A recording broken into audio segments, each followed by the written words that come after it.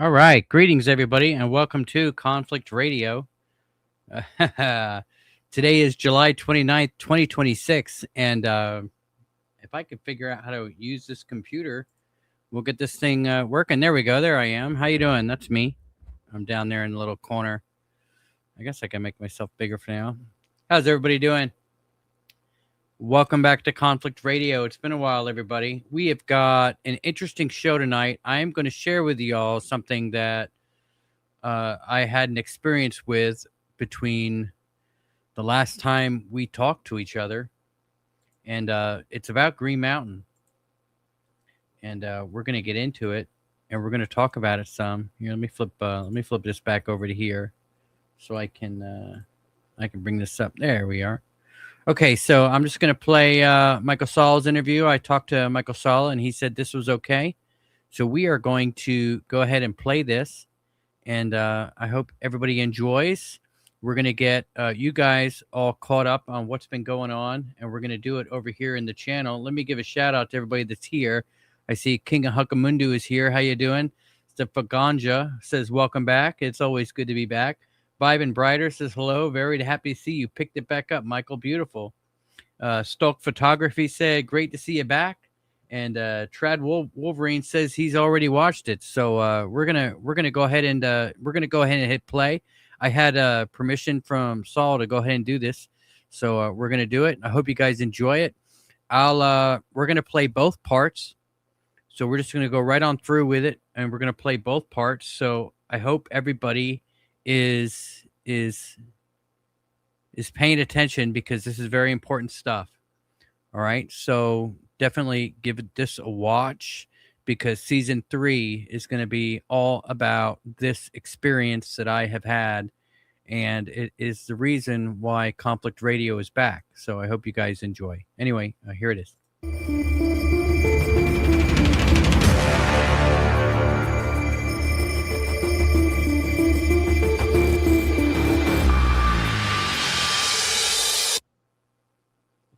I'm here in Huntsville with Michael from Conflict Radio, and Michael has been the host of that radio podcast or YouTube podcast for, I've known him for about 3 years, and he has an incredible story to share. So why don't you first tell us about your background, introduce yourself to the audience, Michael? All right, well, been in Huntsville for almost 10 years, going, 9 years now, 10 years. Been driving Uber driver since before I got here. I started, in New Jersey before we moved down here. I was doing it up there and then came down here and did it. And right about 2020-ish, we got going with Conflict Radio, and pretty much just did a show from there, did our shows, continued working with Uber, and just, been living here, working for, same place, 9-10 years, and just getting on with life, right? Okay, all right. So, and on Conflict Radio, I know you interview a lot of people on the topic of UFOs, ET life, science and technology. All kinds of guests. Cynthia Sue Larson, we've had Shanaz Sony on. She's a rocket scientist right here at Marshall Space Flight Center. We've had quite a few different anti-gravity scientists we've had on. Ashton Forbes we've had on. We've had you on. Tony Rodrigues, obviously. We've had a lot of guests. We've probably got, I don't know, 200 shows or so up, but kind of stopped after season 2. Was looking to get season 3 going, and things just got busy, and I haven't really got it into season 3 yet. Don't really know what we're going to do with that. It's just a matter of, what our next phase in life is going to bring us. Okay. So when did you get interested in the rumor that there's a underground base at Green Mountain, just next to Huntsville? The first time I had heard about it, I was working on season 1 of Conflict Radio, and we were talking to, I being in Huntsville, when you're Ubering in Huntsville, you Uber around all, like, it's just full of DoD employees. It's, and they travel down from DC or California or Washington or wherever they come down from. They come here, for meetings or, base stuff, whatever they have to do. They come down here for it. And every week it's a new batch of people, and some people repeatedly come down. And I wound up having somebody in the car, and I don't know how we actually got onto it, but he was a DoD guy. And I was talking about, I host this show and blah, blah, blah, blah, or whatever, right when season 1 was just in its infancy. And he was like, well, you did hear about the underground UFO base here. He said, I've been to it. I've taken a van to it. He said, you can't see it. It's got some kind of field around it, that blocks you from seeing craft coming up and down. But if you can get into that field, you can start to see it. And that was curious. He couldn't tell me exactly where it was because he said he wasn't driving. But I did know that it was in the area, and that's when I really started digging into it and looking for it. I think I've had a couple guests on just with season 1 that we were trying to find the space, and the closest we came was that there was something going on in Mississippi. There's actually another one there as well. Mm-hmm. And so that's how that started. And then I think I was talking to somebody about it one time, and somebody had told me that you were talking about it, and I was like, "What are you talking about?" Michael Salla's talking about the underground base. Like, how does he know where it is? And that's when I think I messaged you or texted you or something, and you were like, "Yeah, it's Green Mountain." I was like, "Where is it? What mountain is it?" Because you released it, but it was during a conference or something that I wasn't at, and I didn't view. I wasn't, so I had no idea where it was. You told it, but it was, and I was like, you got to tell me where is it? Right. And I should add here some background to that, because I deduced Green Mountain was the location because JP had described going to this underground facility in an area at the corner of Alabama, Mississippi, and Tennessee. And when I looked at the maps and realized where Huntsville was, I found out from Richard Sauter's book about underground bases that in mid to late 1950s, that there was a plan to build a mini Pentagon under Green Mountain, and that there was a newspaper story, I think 2 newspaper stories about it, 1 or 2, and it described that this was going to be a underground military base that would be a mini Pentagon, but then it just kind of like disappeared from the radar. Yeah, you quit hearing about it. And I said at the 2024 GC conference, I said that while Green Mountain is very likely the place where JP went and saw flying saucer craft and saw Nordics and all of that. So that's the background to my kind of like conference presentation, where I said, well, Green Mountain is it. And JP agreed. He thought that was a good call, and he said it was your call. So that's interesting as well, that he didn't say, I said it. He's saying Dr. Salla said it, not me. Yeah. I mean, it's interesting because when I first heard it was Green Mountain, I was a total denial. Like, how is it? I've been looking in the Mississippi, Tennessee border. There's a nuclear power plant up there that's been decommissioned, and it's all fenced. You can't get. So I was thinking, well, this could be it over here. So when you told me it's Green Mountain, I was like, there's no way that it's Green Mountain. There's absolutely no way. And then he texted me back, why? And that's all you said was why. You were like, okay, why? And I thought, I had to think about it. I couldn't get back to you right away. Like I couldn't come up with a reason why. And then once I actually dug into it and started researching out myself, I was like, holy crap, that's probably where it is. And then that's when I told you, I said, don't, I'm going to send Tony the coordinates and see what he comes up with. and let's independently, let's see what he finds, and that's when he did the remote viewing on it. So that was interesting, an interesting story. Yeah. So now we'll play that clip or an extract from that remote viewing that Tony Rodrigues did of Green Mountain and what lay underneath it. So we're going to play that now. Okay.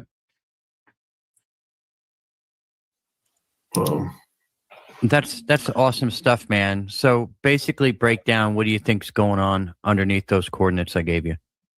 So there's a lot of things that could be taken. So out of those 3 viewings I showed you, there are things that you could cut away. So that you can't take all the data in a remote viewing as verbatim. So it's an abstract. It's when you do a remote viewing, it's the same as a stick going into the water and it bends. The stick is not bent, but because it's changing a medium, it's the perception is changed. You know what I'm talking about, like a bent stick in water. Yeah. So, where something is in water is not where you're seeing it. The light is bent. Remote viewing is the same way. When you're looking outside of time space and then looking back in it again, there's a perturbation. So some of this data, a lot can be cut away. But if I look at the same things that overlapped, the odds of these viewers that live hundreds, if not thousands of miles apart from each other, they got the target at the same time. They had no idea. The target was an 8-digit number in an envelope. It was not a coordinates. It wasn't the coordinates or the location that you gave me. It was written on the inside of the envelope. These viewers get things that represent the targets each week. Day in and day out, these viewers are consistent. And they all got the same stuff: a female biological in charge of a group of people in a cave underground with ET technology, with spacefaring portal technology. So that's the takeaway. We were 3 for 3 on that. So, it's never 100% until there's visual confirmation, but I'm very highly inclined to believe that there is a high-tech base there and there's a woman in charge.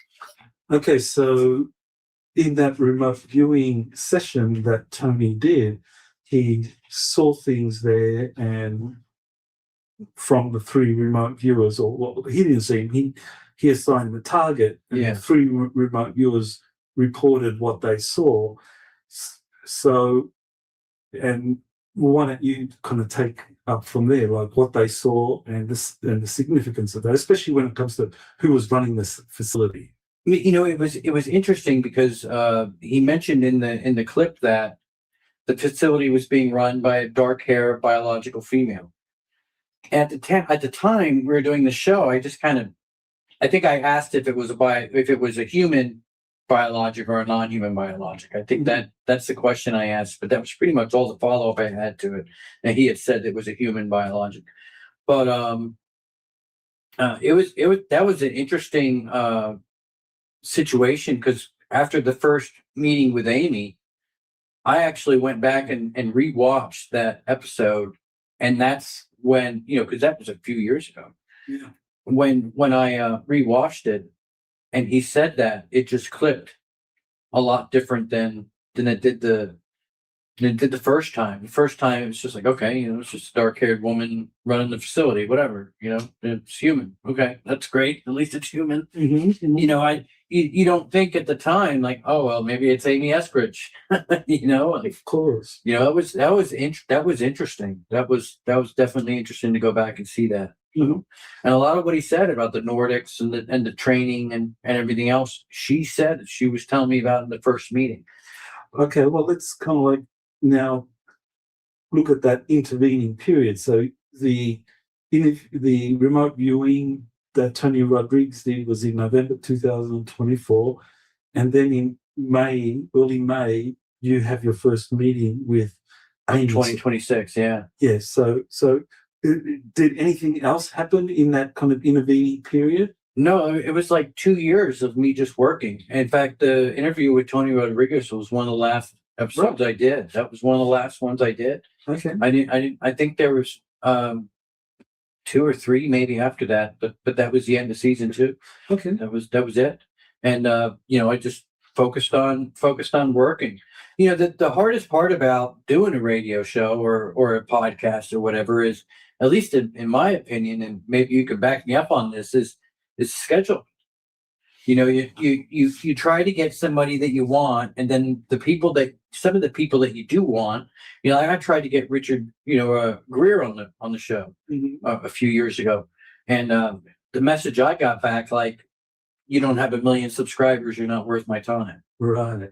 You know, and I find that very disrespectful to not only me, but the people that listen to my show that, you know, were not worth their time. Mm-hmm. And that's, but it's also very depressing, you know, and so you're just like, you know, if I can't get the people I want, and I can't talk about the things that I want to talk about, which YouTube definitely put up huge blogs as far as what you could talk about and what you couldn't talk about.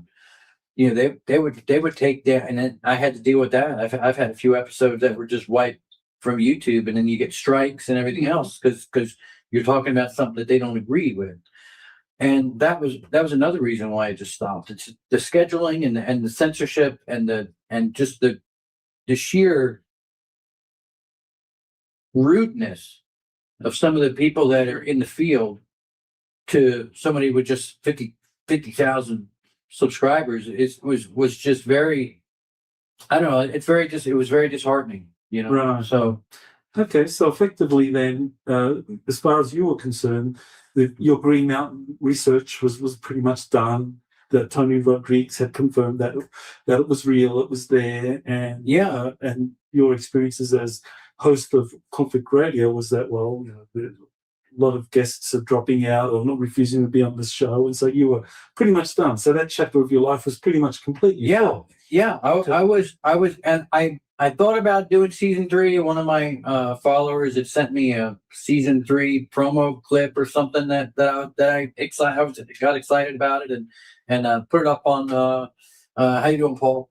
Put it up on YouTube. You know, could do season 3, and then I reached out and tried to, you know, get talk to some people, get some guests. But, you know, with the way the economy and everything is, you get so busy, you know, with just work and everything else, and we just decided that, you know, for now, you know, I'm just wasn't going to worry about it for now, you know, just let kind of things play out.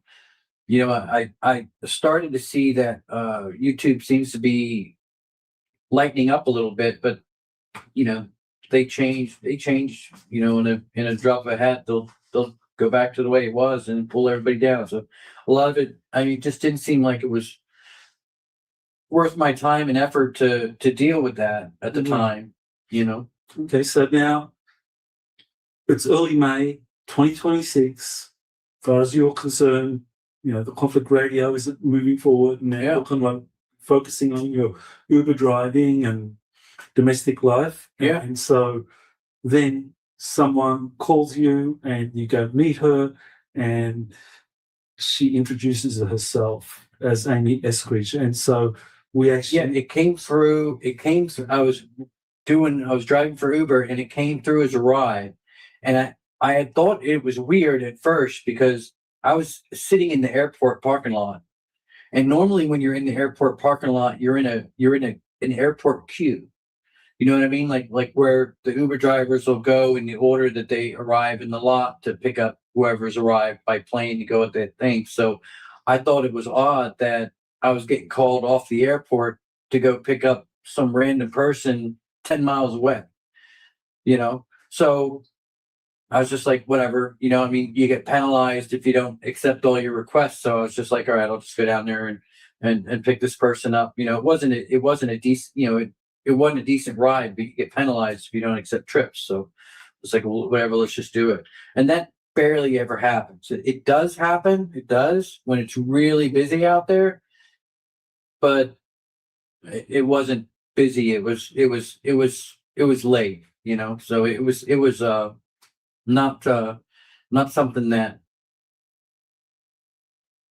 it was odd, but it wasn't that odd, if you know what I mean. Like, okay. All right. So you took us to the location where you actually met Amy, and so we did a short clip, and we're going to play that right now. all right. Okay. All right, so we're here in Midtown. So this is where you met Amy for the first time. So First time. just walk us through what happened. I got the Uber call to come. I couldn't even tell you what the name was on the, the person that I was supposed to pick up. It definitely was not Amy. I don't have any idea what the name was looking back on it. But I pulled up. I was supposed to pick up right here. She was standing right on that corner, right there. And I unrolled the passenger window of the car and I said whatever name it was, the person that was on the app to pick up. And she said, "Are you Conflict Radio?" And I said, "Yes." And she's like, "I've been wanting to talk to you." And that's when she got in the car. And normally somebody would get in the back seat of the car. She actually got into the front seat of the car. She was like, "Can I sit in the front?" And I was like, "Sure." And I had to take all of my stuff off the seat and move it to the back. I had a couple books, dinner sitting there that I think it was a bag of chicken nuggets from McDonald's I just had sitting on the seat. They had to move into the back, which is fine. That I have riders that do that all the time. And she was like, "I'm going to cancel this." She's like, "Do me a favor and just pull over here and let's talk for a little while." So she got in. I pulled up. I went around over this way and kind of where the Steak and Shake is in the parking lot over that way is where I stopped. And then we sat there for about an hour and a half. And that's when she explained to me who she was, what was going on, what she wanted me to do. And how did she look? Doing. What was she wearing? Just a pair of jeans. She had just a t-shirt on, black hoodie, just regular tennis shoes or whatever. Nothing fancy at all. Hair was real short. Not like what you see in any pictures or videos you see. Like it was almost like shaved in the back, sort of, kind of. Right. With the hair coming over it. Like if you were to put it in a ponytail, you could see that it was kind of shaved or on the back and the sides, but it looked just like her. It looked just like her, and she had a lot to say.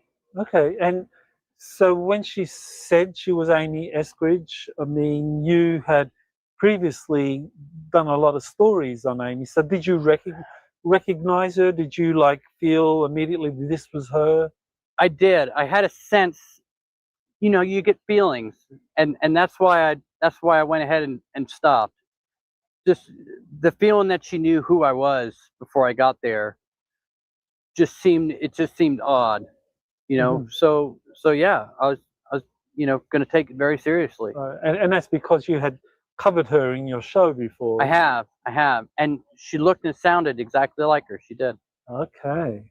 And the language. I mean, how did she sound? Like a scientist? When she gets focused in on something, when she was talking about the 8 forces of nature, you could definitely tell the scientist. But then when she's getting bitter, talking about, say, the microwave attacks and having to do what she did, she definitely seemed a little bit more street smart in a way, with the colorful language and just she just seemed like a real person at times. And then she would go into that science thing where you could almost tell she was just lasered in to explaining something. And then when she would go back to, she could turn that off and just be a normal person again, just like you and I are having a conversation, if that makes any sense. Yeah, sure. Yeah. And were there any people around? I mean, what time of night did this happen? It was about 3 a.m. It was Thursday morning, Wednesday night, Thursday morning, and there was nobody here. This wasn't even open at the time. I don't even think they had electricity here. So this would have been about mid-May. So it's been about a month and a half, and this has only been open, I think, a few weeks now. So. I see. Mid-May. Yeah, and I met her for the first time. There's virtually nobody here in the parking lot at that time. Mhm. Yeah, so it's pretty deserted. And then when we were done, she just got out the car and started walking back this way. And she was like, "I'll see you later." And then I just sat there and watched her. She just walked right on down the road. Okay. So And you that don't was that. know. She probably got in another car. Yeah. You don't know Yeah. anything. Whatever. I about don't have any idea. Okay. Maybe that in the SUV, with the dude that. Oh, okay. that was driving her or something. I couldn't Yeah. tell.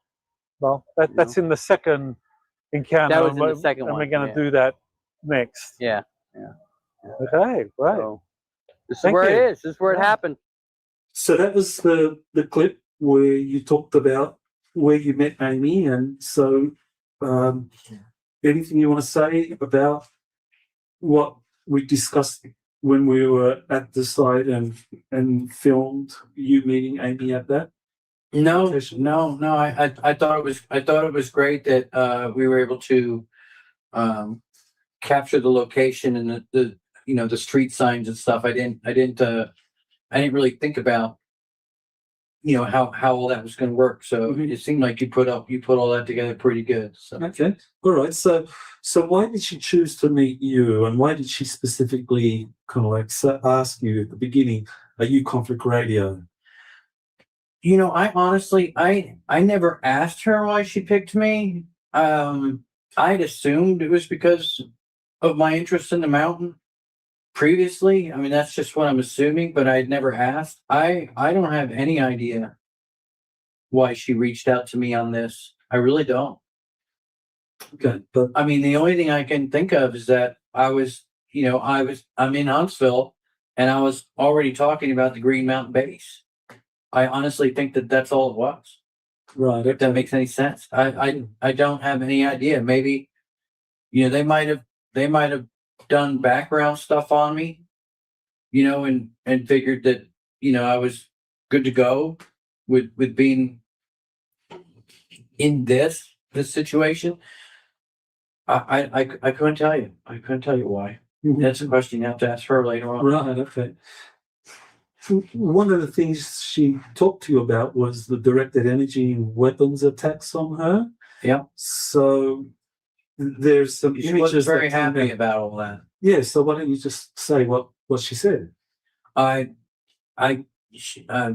She's very bitter about that, and she discussed some things with me that I mean we talked about, and we should probably just play the clip, and I'll leave it at that. Okay, so let's play that clip now. All right, so there's this new report that had some illustrations of the directed energy weapons injuries that Amy Eskridge suffered, that she described in various interviews and to friends back before she disappeared in 2022. Yeah. So what did she tell you about that? She thinks she knows who it was. She wouldn't tell me who it was, or if she did, I don't really remember. But the attacks, she's not dealing with them anymore. Mhm. The attacks on me have been since this pretty much started. You could definitely tell there's something's been going on. As far as my wife, she's just throwing up every single night she's there. The headaches have been horrible. Just the constant, almost like the what is it, the voice to skull technology, right. right? The like you hear things in your mind, like voices or whatever, like they can actually put voices into your mind. Mhm. It's fascinating. It really is. And I think that the companies that are doing this really should be held accountable one day. And I hope Catherine Heritage is all over it. Mm-hmm. And when you're suffering from these directed energy weapons attacks, what do you feel? You feel heat? You feel nausea? You do feel like a. It's not like heat, like you're burning in the sun, but you do feel some kind of heat. There's definitely some kind of heat element behind the attack. Like you can you can feel it, and you can almost feel it the instant it's turned off or it's moved out of your location. It's hard to explain. It really is, but you can. It's almost you just feel it differently in your body. You really do. Mhm.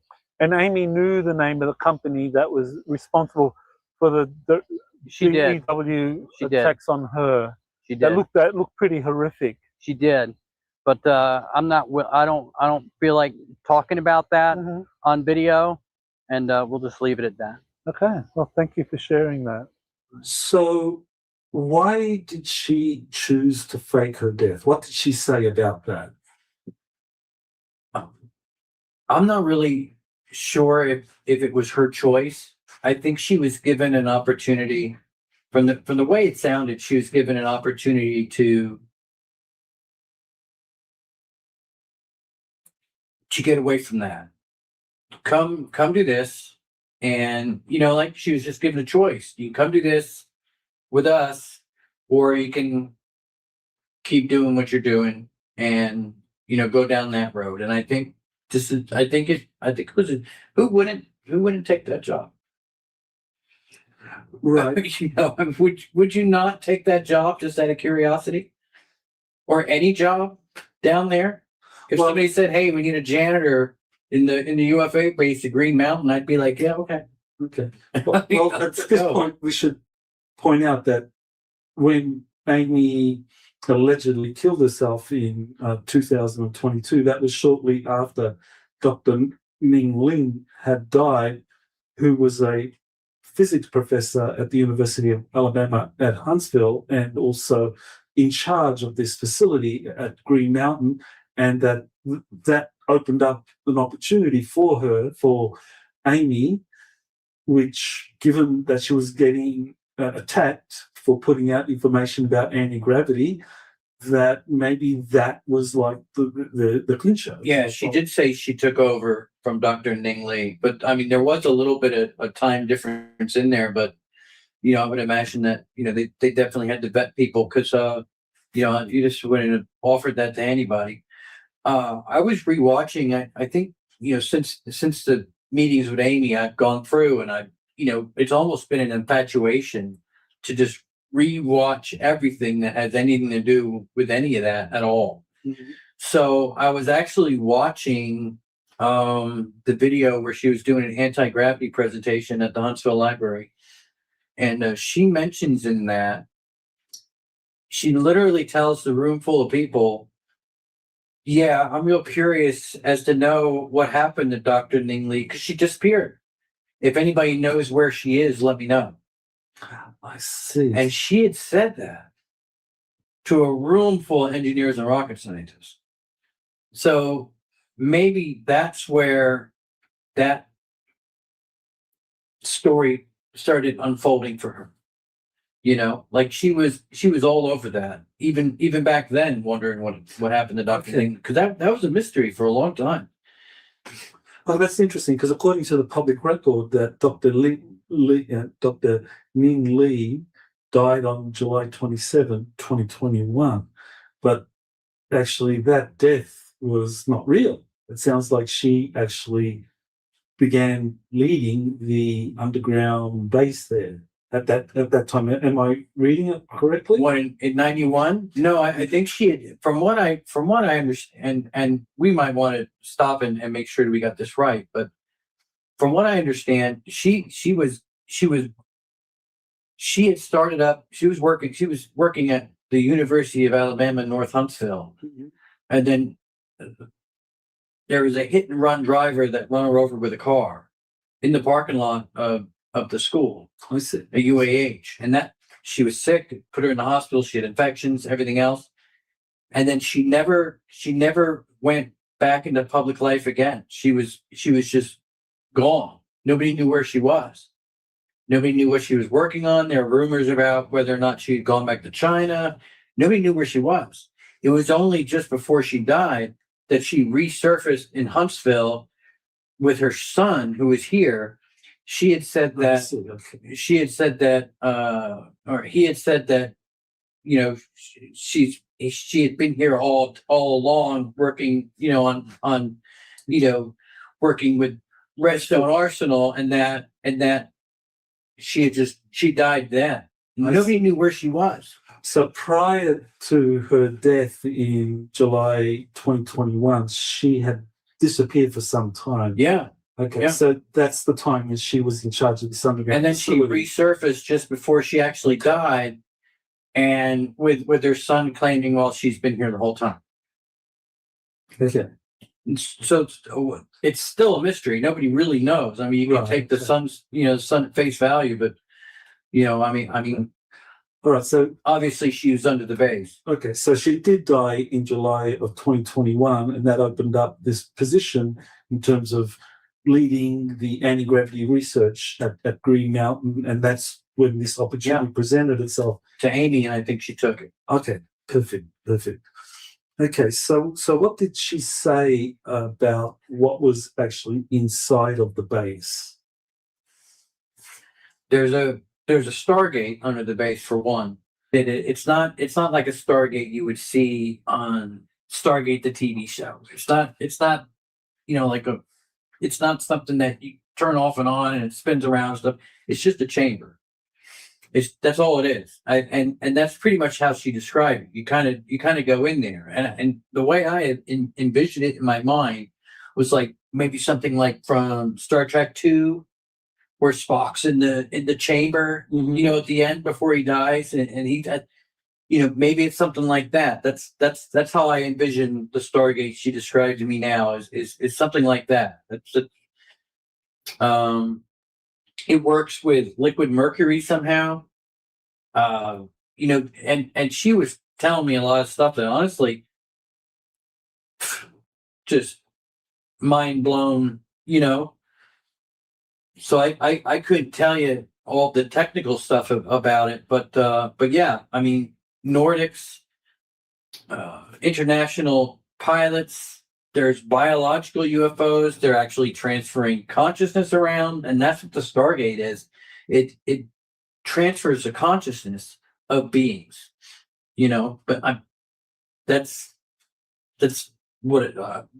Just how I kind of see it. Well, what really interested me in what she shared about what she saw at Green Mountain was that she was specific that the number 30 international pilots were being trained to fly. Yeah, she did say 30. These craft that use this brain interface technology. Mm-hmm.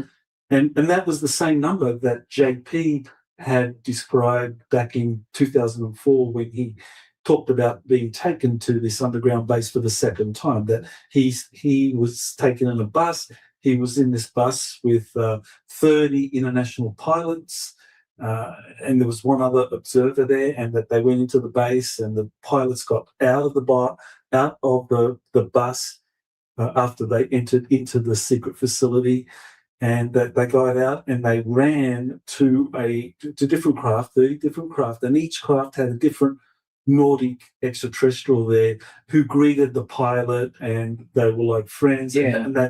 And they were working with the Nordics or being trained by the Nordics. So that sounds like the actual craft that she was describing, and not the biological craft that they were putting consciousness into. There's multiple different types of craft, and then you have the orbs on top of that right that are basically just floating consciousness. Yeah, interesting. Yeah, JP also talked about the brain interface technology that those craft used, that there weren't instruments in them. Yeah, well, if that was something that was going on inside the craft or something like that, like not a biological craft that's different, then I think what she was describing, that the person actually becomes this craft, and it almost sounded like they were growing these things. Interesting. If that makes any, I mean. Mm-hmm. Now, JP talked about a kind of like stealth hologram that was generated from I thought that was from the base going up through the mountain, and then that hologram would extend up into the upper atmosphere, and that craft could enter and leave through that hologram and go right into the mountain without being seen. That this was stealth technology. This hologram somehow did that. So we actually went to this lake on top of Green Mountain, and we did some shooting up there. So let's play. Well, you want to say anything before we play that clip? I do want to say that I had been there before when we had first moved to town. My wife and I had gone up there. You know, I didn't really recall exactly what the lake area looked like, but going back up there with you, it's you know, you can't see any houses or anything. You know what I mean? Like the whole area is sealed from everything, and it's a 17-acre lake, which I thought was I mean, come on. I mean, it's just starting to get ridiculous now, and then you have a picture of that. Maybe we could put that up here too. Right. Okay. Yeah. So let's play that clip now of the lake. So, Michael, tell us about this place where we are at. This is the Green Mountain Nature Preserve. As you can see behind me, it's completely isolated from everything. You know, a lot of people like to say, you know, you couldn't have a base there because it's a park, but they close it at 7 p.m. every night. And, you know, I mean, it's pretty obvious what's here. I mean, you know, it's... So we're right at the summit of Green Mountain here in Alabama. And, of course, there's a base that Amy Eskridge and JP have talked about that's under this mountain or near this mountain. Near or under, or, you know, I mean, they call it the Green Mountain Base. So whether it's directly under us and they're using, you know, they're coming up and in and out of the water, which they could easily do, Mm-hmm. or they're coming in another area, you know, it could be 5 miles that way or 5 miles that way, Right. you know, and they're just flying in and getting under here somehow. But this is it.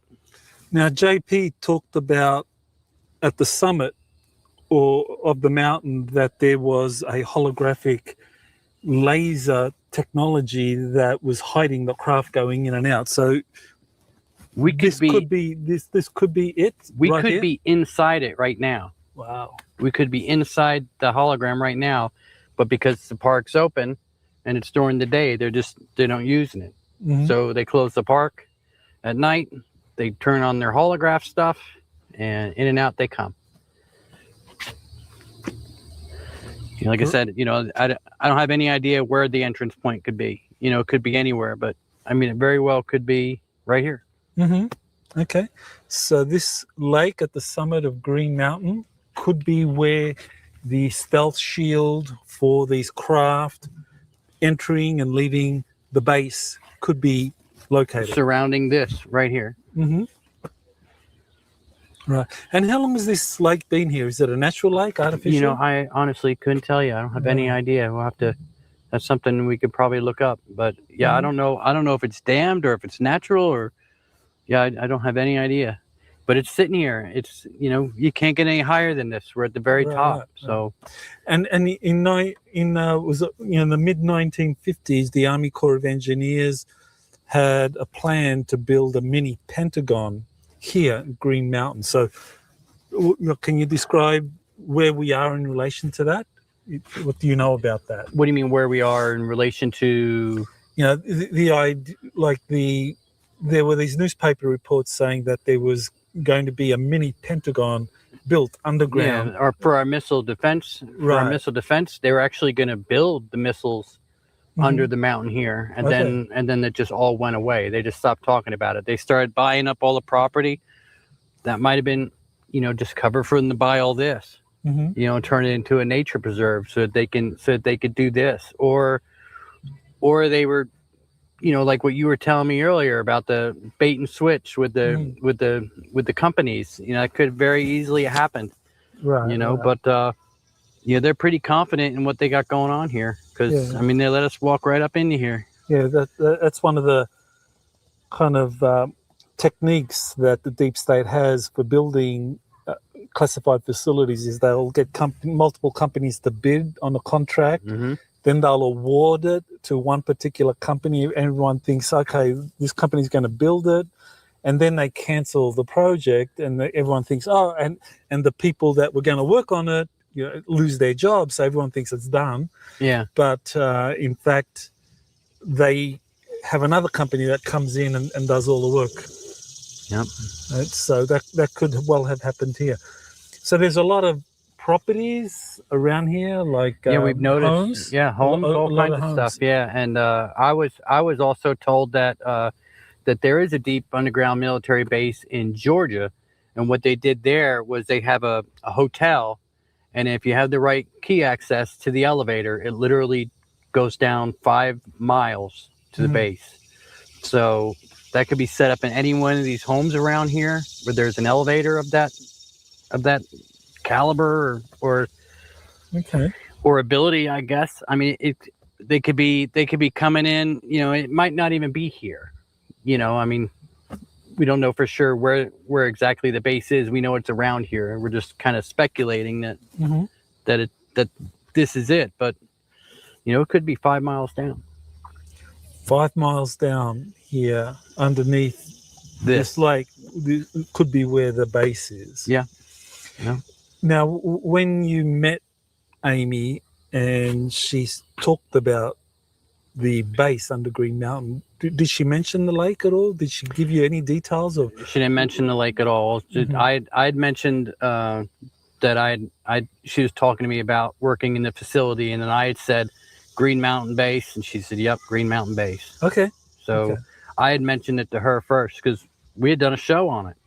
And all my listeners know and viewers know that we were all over the Amy Eskridge story years ago, about what they did to her, because I live here. This is my town. And I think that's why she found me. Okay. All right. So she picked you because you live here, you know the area. Yep. And I knew about her. I knew about her, and I knew about the mountain. Right. And of course, you've interviewed scientists in the past on your show. So you were a good choice. From Marshall Space Flight Center. I've had them on my show multiple times. So okay, so you have a track record of interviewing scientists and engineers, and you're familiar with the concepts and some of the technologies, the ideas. Exactly. And like I said, I drive Uber around town, so I'm always getting, you get a lot of these, because this is a huge deep state town, so to speak, for the military industrial complex. And these guys will fly in from all over, rocket scientists, engineers, whatever they're doing, and you pick them up from the restaurant or whatever, and they're in the back of your Uber talking to each other, and they think you can't hear what they're saying. So I knew I'd been looking for a UFO base in this town for years. I knew it was in North Alabama. I've been looking for it for a long time, and I was told about the holographic technology that prevents anybody from seeing it. It's like some kind of laser system or something that it's like a mirror. So if there's a craft coming down, or even a helicopter or anything, you're not going to be able to see it because it's holographic. Right. So you were aware of a base somewhere with that technology, somewhere in this area for a few years. Yeah. And then in 2023, I believe it was when JP says that he was taken to an underground base. You had said Green Mountain, and that's when I texted you. I was like, "There's no way it's Green Mountain." But then after we talked a while and I started putting the piece together, it started to make sense. It is, it's right. Okay. Like I said, it might not be directly under here, but we're close. We're close. Okay. And for people that don't know about Green Mountain, I mean, it looks like a lovely mountaintop area. The elevation's what, about 2,000, 3,000 feet? I couldn't even tell you. I have no idea. Yeah. Okay. But you have a pretty lake. You have houses around here, so people wouldn't think that there's a secret underground military facility here or near it. Well, that's the trick, And what do they care if there's houses on top of it? They're 5 miles above. Right. They just need their entrance points covered, and they're good to go. They can put it anywhere. They're all over the country. Okay. Yeah. All right. Well, maybe now we'll have a look at other areas around Green Mountain and see what is around here that could be connected to the facility underneath. Yeah, we definitely do that, and I show you around town and show you some of the spots where Amy and I first met, and Perfect. we can go from there. Okay, all right. Yeah. So there you have it. We're here at Green Mountain at the lake at the summit, and this could be a hidden entranceway to a deep underground military base. Very exciting. I thought that was amazing that it was a 17-acre lake. That was it's those mind-blowing things like that's incredible to when you see afterwards, and you're like, wow, that's so obvious. Yeah. So we actually did a second clip up there as well, where we talked about how these craft are able to move through mountains, through solid matter, through water, through the air, and into the atmosphere in terms of vibration. So that was the second clip. So before we play that second clip, anything you want to say? I do want to say that this is part of my experience where I'm learning, and this is why I've been talking to you.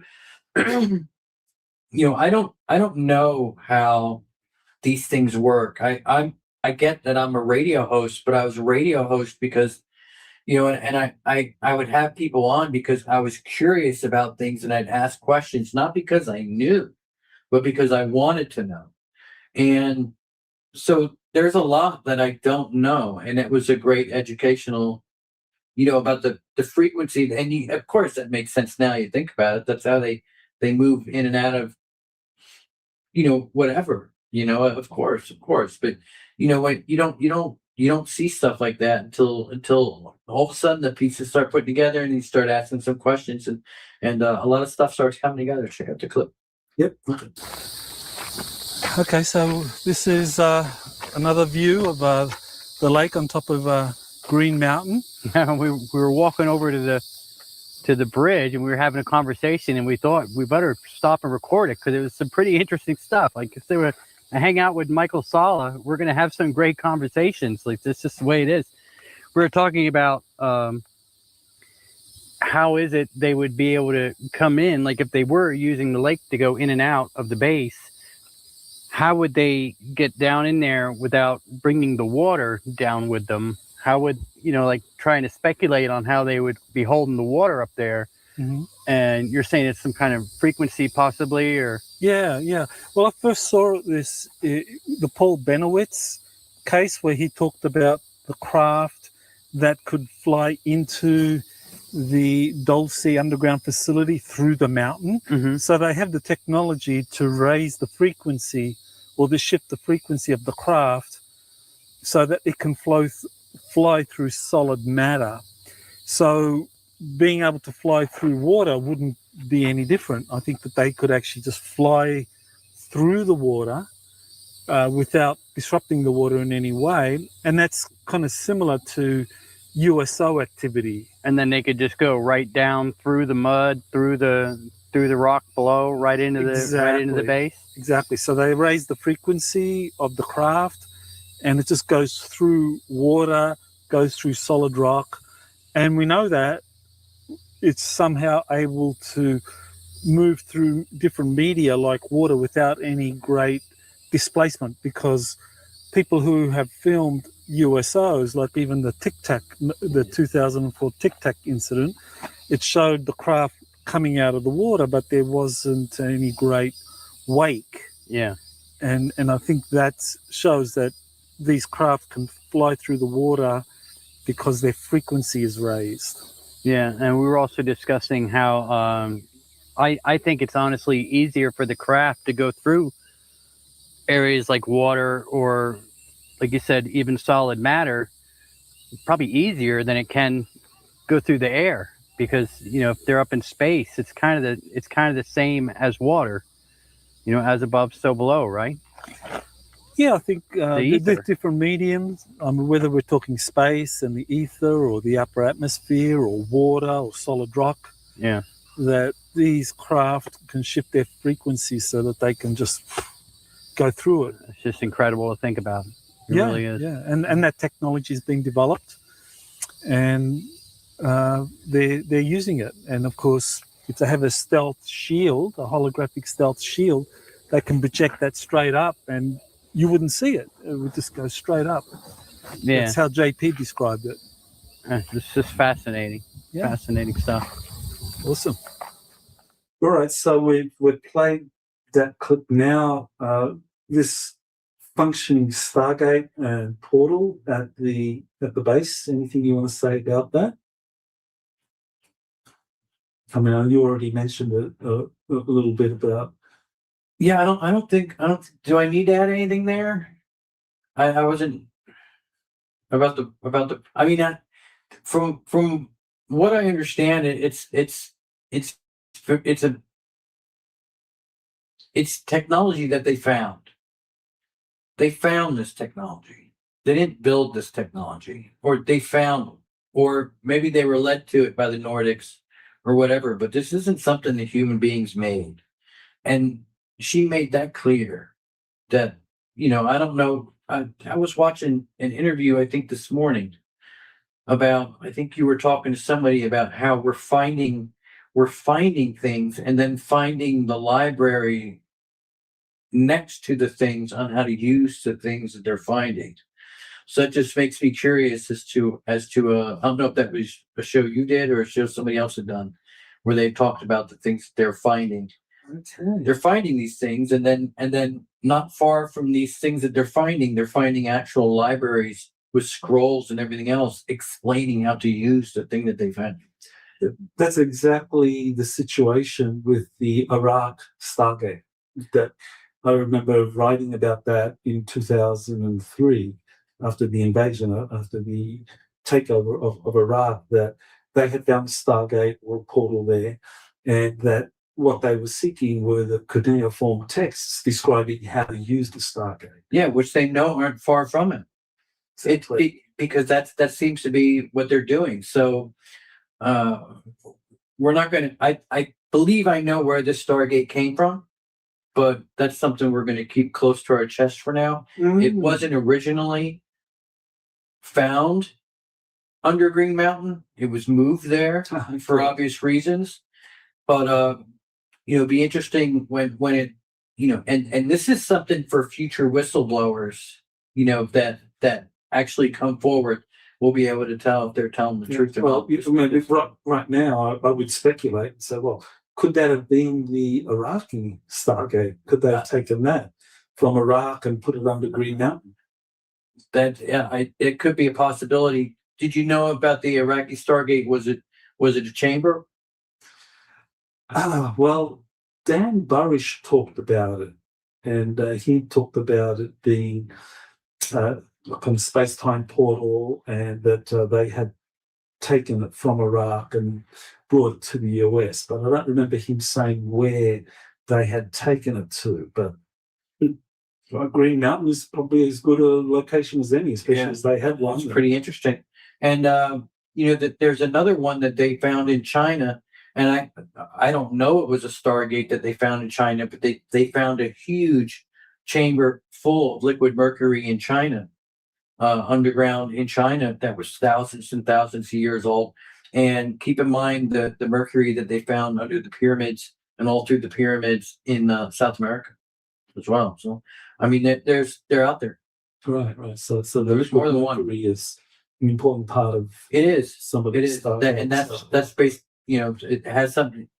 I don't know how the science works. That's for somebody else to figure out later on down the road. But it definitely has something to do with liquid mercury. Okay.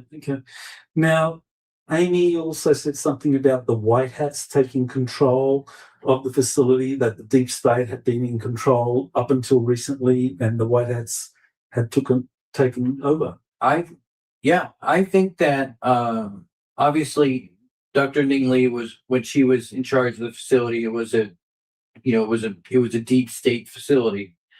That's probably what it was. And then when she died or whatever was the power struggle between her death and Amy's supposed death, the power struggle that ensued there over control of the base wasn't sorted at that time until just before Amy took it over. I'm sure.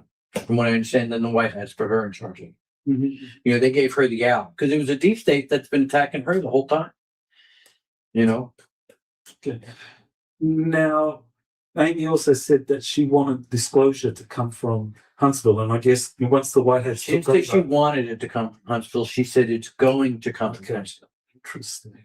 There's a difference in the statement. You know, that you can say I want to do this, I want to do that, all you want, but when you say this is going to happen, that it's going to come from Huntsville, then you're gonna it's disclosure is going to come from Huntsville one way or another. Okay.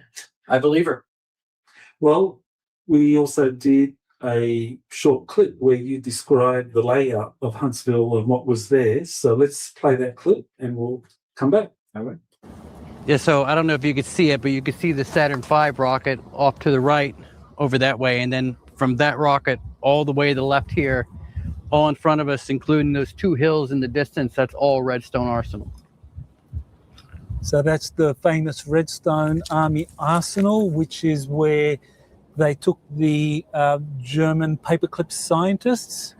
Yeah. And they worked there, and they eventually went over to the Marshall Space Flight Center. Yeah, which is right there where the rocket is on the right. Okay, so the Marshall Space Flight Center is where that rocket is, right down there. Okay, and that's Werner von Braun. He was the director of the Marshall Space Flight Center during the Apollo program. Yeah. Okay, so he was running that, and that was where the Germans, paperclip Germans, were based. Yeah. And then everything from that rocket all the way to the left here, all the way down to the tower. I don't know if you can see that water tower all the way to the left, which looks like that could be an old rocket test stand. Okay, that water tower down there. Yeah, because they would have used the water tower to cool the stand, right? Mm-hmm. I'm guessing. I don't know. So I'm sure maybe somebody can comment in on what we're looking at here. But this is all Redstone Arsenal in front of us. So Redstone is kind of like up there in front of those, Up around those mountains. Okay, that's Yeah. Redstone. Yeah, this Huntsville is between us and Redstone. That's all those buildings down there is obviously Huntsville. Okay, so that's the city of Huntsville, Alabama. Yeah. It kind of goes around. It goes around Redstone like a horseshoe, from the river, and then it goes north, and then it goes west around Redstone, and then back south again. Right. It goes around the arsenal like a horseshoe, and then the river's on the south. Right. And to our left is Green Mountain, about a mile. that's it right there, right? No, it's about a mile. Okay, so Green Mountain is to the left. So in terms of this underground facility that we believe is in the vicinity of Green Mountain, it could stretch out Yeah, it could, quite a ways. it could be anywhere between here and there. Okay. Well, Redstone Army Arsenal and the Marshall Space Flight Center, they seem to be a few miles away from here. So that raises the question, well, how, if there's a base under Green Mountain, does it extend all the way out to, say, Marshall or Redstone, or would you have like a shuttle? You'd have a monorail. A monorail? Yeah. Okay, so tell us. Well, about the monorail. The monorail company was hired in the 50s to hollow out Green Mountain. It was literally hired to do that. They specifically made monorails and bowling alleys Okay. for some reason. So the company that was given the contract to build this mini Pentagon had Specialized in specialized- monorails. in monorails. Okay, so there you go. So you could actually have the monorail Yeah, and it would extending go all the way from Green Mountain to Redstone. to Redstone Army Arsenal. Yep. So And that's how they get the personnel in and out. right. So this whole area then could be just a cover for whatever's underneath Marshall Space Flight Center, and people have speculated about Yeah, what's there. But the Germans were there. They were building a lot of stuff, working with the Antarctic Germans. And there's a base under Green Mountain, and they linked the two via this that's monorail. what I think. I think they were linked with the monorail. Yeah. Okay, wow.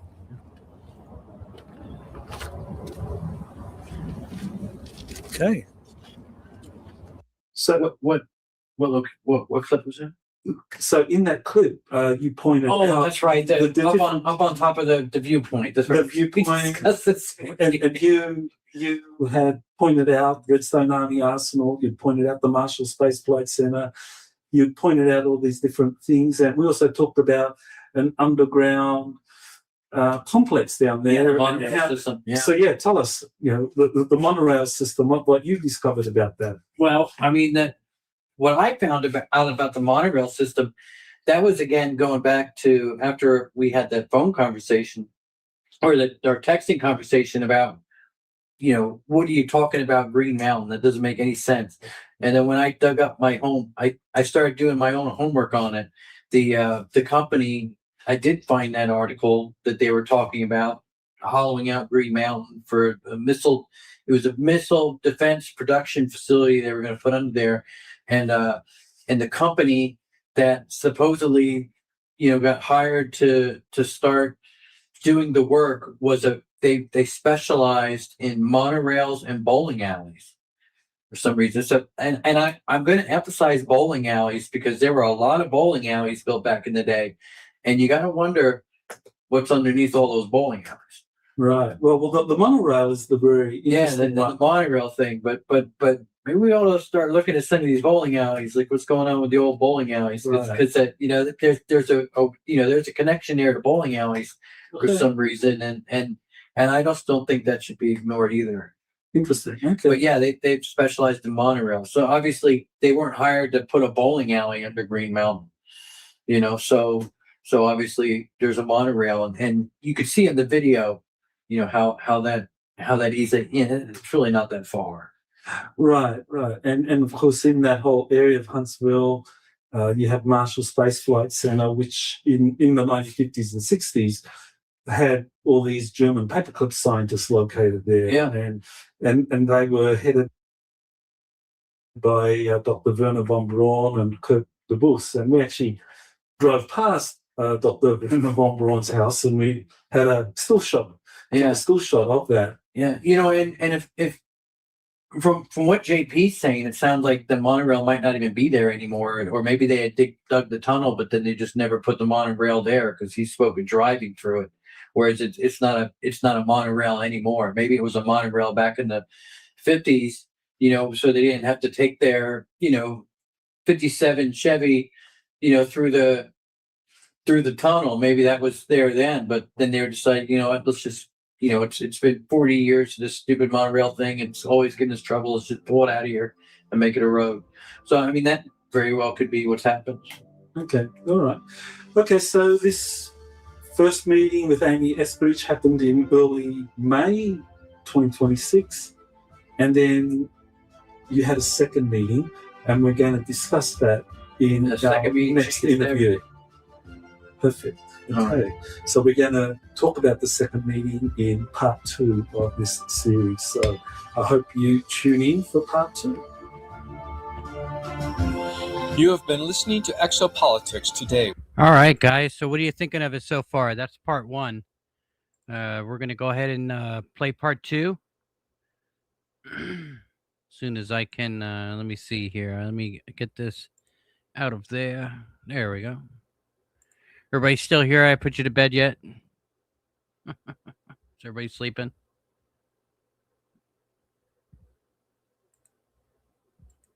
I'm trying to figure this out here.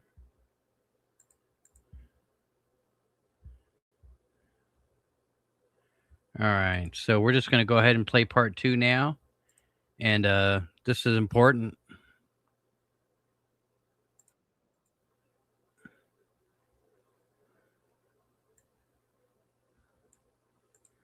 Okay, I'm ready. All right, awesome, guys. Truly fascinating. Stock photography. Oh, let's see here. I live in Worcester, Massachusetts, and have been researching IPG laser, which also has weapons-based tech called Crossbow, of course, out of Huntsville. Everything's out of Huntsville. It's just the way it is. Huntsville's where disclosure is coming from. Let's check out part 2.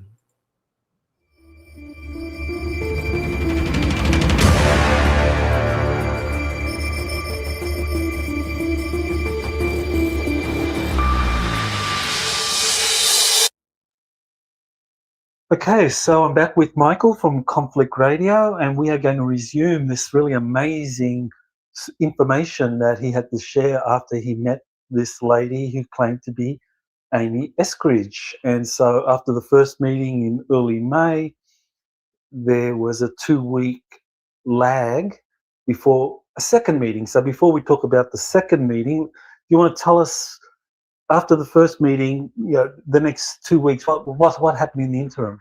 You know, it's kind of surreal looking back at it now, because obviously after the first meeting, I think I had sent you a text about it. I'm not really sure, but it was more like, did that really happen? You know, is that something that actually happened to me? You know, is somebody just messing with me? You know, and you're doing a lot of second guessing. You know, maybe, you know, after a week goes by, you're like, was that even real? You know, and so there's a lot of anxiety, a lot of what's going to happen next. I assumed there was going to be a second meeting, but I was never guaranteed a second meeting. And then finally, the second meeting happened. And you took us to the location where the second meeting happened, and we did a recording of the circumstances surrounding the second meeting, and we're going to play that for the audience now. So enjoy. So we're here in Huntsville. This is the second time you met with Amy. So yeah, walk us through what happened. Okay, so we're in town Madison here. I got a call on the Uber app to come to Starters. I came here, parked literally probably in this exact spot, if not one or two over. I was sitting here for a couple minutes. I was figuring somebody was going to come out of here into the car. And then a black SUV pulled up pretty much right where this car is here. Amy got out of the passenger seat. My window was down. That's when she walked over. She said, "You ready to go?" I was like, let's go. She's like, "You got to ride with me." Hop in the back. And then I told her, you know, I needed to move the car. I was going to park it. I didn't want to leave it here. So then I moved it over there, and it sat there for 3 days till I got back to pick it up. Okay, and you left your wallet? I had to leave my wallet, keys, and phone and everything in the car. I couldn't take anything with me. Okay, so and she had mentioned specifically, like when we were on our way, I guess it was about an hour and a half till we got to the field, that I couldn't take the cards because of the chips. I see. Okay, so the car's left here. You drive up to the field, and it's all your valuables are left in the car. And so what happened after you got back from the field? I got dropped off about a half mile. It was probably about a mile and a half from here, a half mile from my house. She told me I had to just walk the rest of the way for some reason. And I just went home instead of coming all the way to the car because it was faster. So I don't know if she dropped me off over that way because she knew that's where I lived, or if she was just thinking it's just a mile and a half. It's no big deal. And I just decided to go home instead of come all this way to get the car. And then my wife was out of town at her mother's, so I couldn't actually get back to pick up my car. I didn't have my wallet, phone, anything. Wow. And honestly, that was the longest 3 days of my life, sitting in the apartment then, waiting for my wife to get home. So you're literally stranded, without keys, without wallet. Yeah, I mean, I could have walked down here, right? But I was dealing with the whole. I mean, it was a crazy encounter.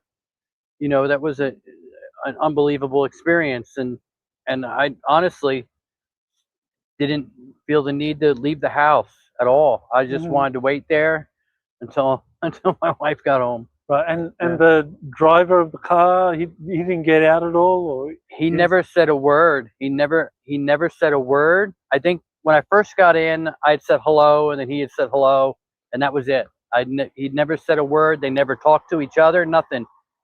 We got in. She was like, "All right, let's go." And then if you take a right at that stop sign up here, you literally go. It's maybe a half mile down that road, and that's where you jump on the interstate.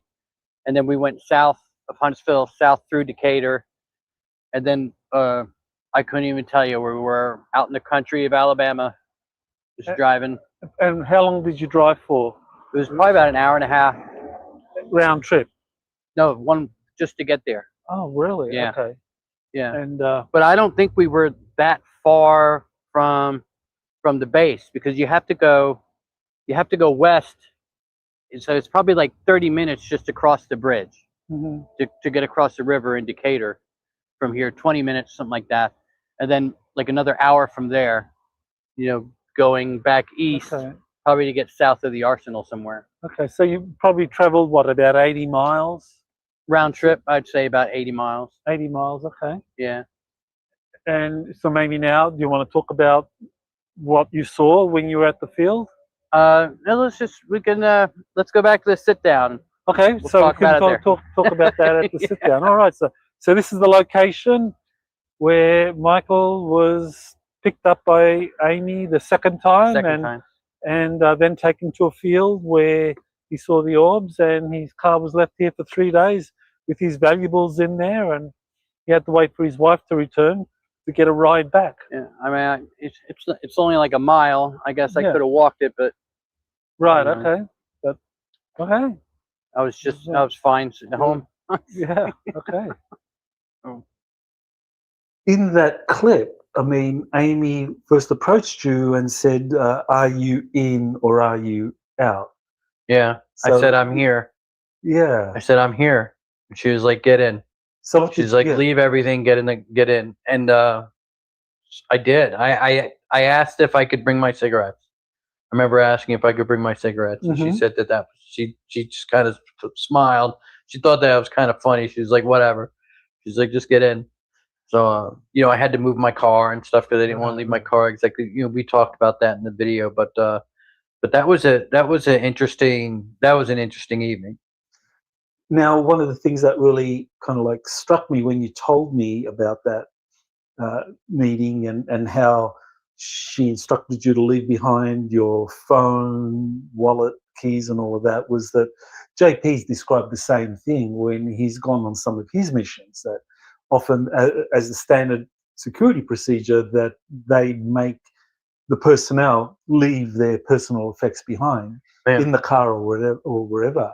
And that just struck me as like, wow, this is exactly the same thing that JP goes through when he's been doing missions. Yeah, and the interesting thing about JP is we've got hundreds of guys that are down there that are doing the kind of stuff that JP is doing. It's not just him. I mean, he's probably not doing it as much as these guys are now, but there are guys down there that are doing this stuff every day, and I think we're going to start hearing more and more from them. So I mean, that'll be interesting too, and when we start, because there's a lot of JPs. There's probably hundreds of them all over the country. Right. So we encourage them to come on out and talk about it. Yeah. Get the okay. If you're working at Green Mountain and Amy's your boss, go talk to her and say, hey, can you mind if I get in touch with Dr. Salla or Michael over here or whatever, and start talking. Don't be afraid to come out and say something. Yeah, that'd be great. So she took you to this location, 45 minutes, an hour and a half away, and then you start seeing what? Why don't you describe what you saw when you were taken there? That was strange. I'd never really seen anything like that before in my life. We just started talking, and she was asking me how things had been. Like if I'd noticed anybody following me or anything like that. That's pretty much how the conversation started. And then obviously she told me about that there were 8 forces of nature during the first meeting, but the second meeting's when we really got into it. But she would start describing to me, and it wasn't until we were talking about the 6th force that the orbs started forming. She was telling me about the Higgs field stuff first, and there wasn't anything going on. We were just kind of just sitting out in the middle of nowhere, just sitting on the dirt out in the field. And it really got interesting when she started talking about the 6th force, and that's when she would wave her hands and orbs would form, like literally out of nothing. Like it'd be like pencil point, and it would just grow to like the size of a beach ball, and some would, not all of them did. Some of them would grow a little bit, and then they'd get small again and disappear, and then some of them would grow and move around, and then get small and disappear again, and some of them would interact with each other. It was a strange thing. That was going on for like 15 minutes. I mean, while we were there talking, we were probably sitting in that field for 2-3 hours. Okay, so you're 2-3 hours in the field. Yeah. And then these points of light start appearing, and they expand into ball size orbs. Yeah, they were orbs. They were blue. They were blue orbs. There weren't any that were different colors. They were different sizes, and sometimes like in the middle of them, you could almost tell which ones were which, just because they were the same color, but they had like different forms, if that makes sense, like towards the center. It's hard to explain. It's weird, but you could they were individualized. They didn't all look the same. They were all the same color, but they didn't all look the same, is what I'm saying. Like, you could tell there were different ones. Okay, so and you could feel it. You could literally feel it. That's interesting. So we're not talking about technology per se. We're talking about something that's highly individual, which leads to the next question, which is that Amy talked to you about the Stargate transferring consciousness into these orbs. Yeah, they were literally forming the orbs with the Stargate and then putting the consciousness inside of them. Okay, so what exactly was the Stargate doing in putting that consciousness in there? Some kind of matter transference. That has to do with the seventh force. It's just basically, the way I understand it is it goes into, you have somebody like JP, say, or a soldier or volunteer, or sometimes I think children, and they're just laying down or whatever, and or sitting, or I didn't really ask if they're laying down or sitting, or what their bodily positions were, but their consciousness is transferred into what she called the memory substrate. And that is like what I was talking about. And see, I'm probably jumping all ahead of you on the stuff here, but one of the reasons why I got into doing conflict radio was because I had a quantum jumping experience, and it was very surreal. And but the problem with it is that I was stuck in what I called at the time the in-between, where I was in between realities. I was in between dimensions, and I was trying to figure out which dimension was the right one for me. And I was going in and out of different dimensions, but they weren't the right one. Kind of like Quantum Leap, or the show Sliders. If you ever seen Sliders, something like that. Except there's an in between. And that's how I described it. It was an in-between, but she described it as, she calls it the memory substrate, is what she calls it. Once you're in there, you can go from there pretty much into anything or anyone you want to. Or that's the eighth force. You could do that without the technology, but the seventh force, you need the technology to do it.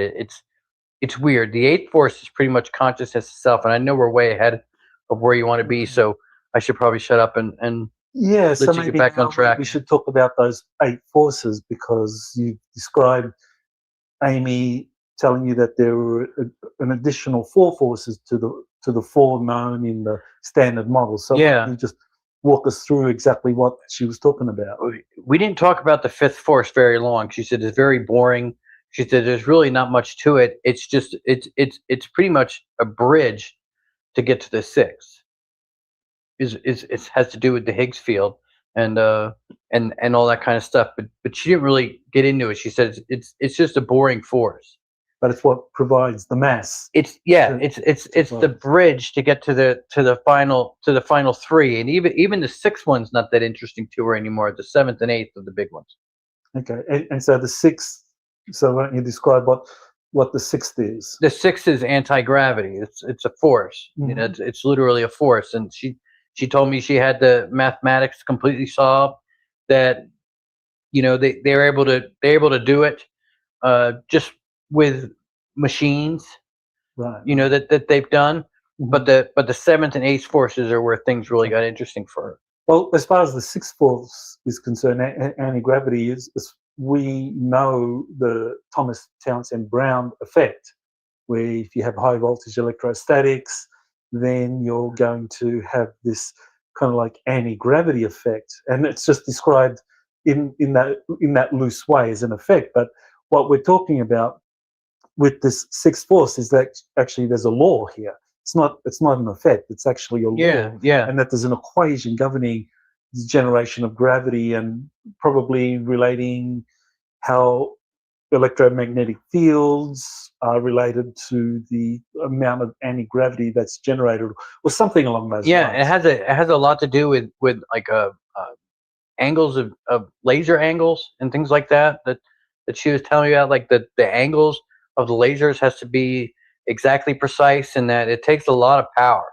That they're able to pull that power right from the ether. She held it in her hand, and she said the amount of air that I can cup in my hand is enough energy to blow up the entire planet, like Death Star destroy the planet.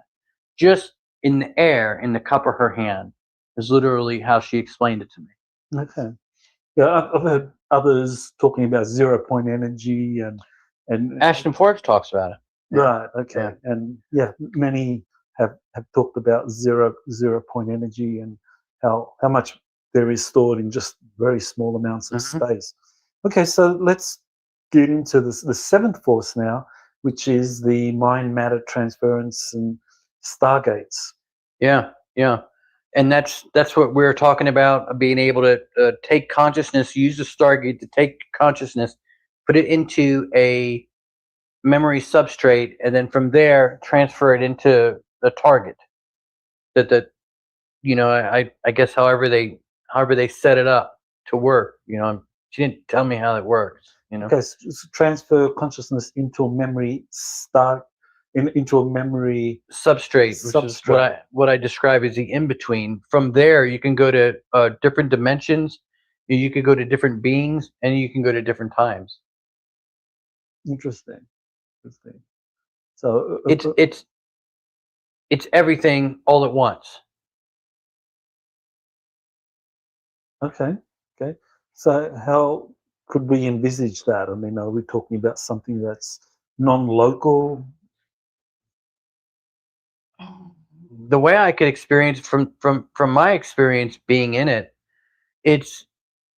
I think it's whatever your mind wants it to be. If your mind wants it to be a hallway with a bunch of doors to a bunch of different realities and different times, and that's what it is. If your mind wants it to be a computer screen and you're choosing with a mouse what I mean, I don't really know. I think that a lot of the memory substrate has to do with what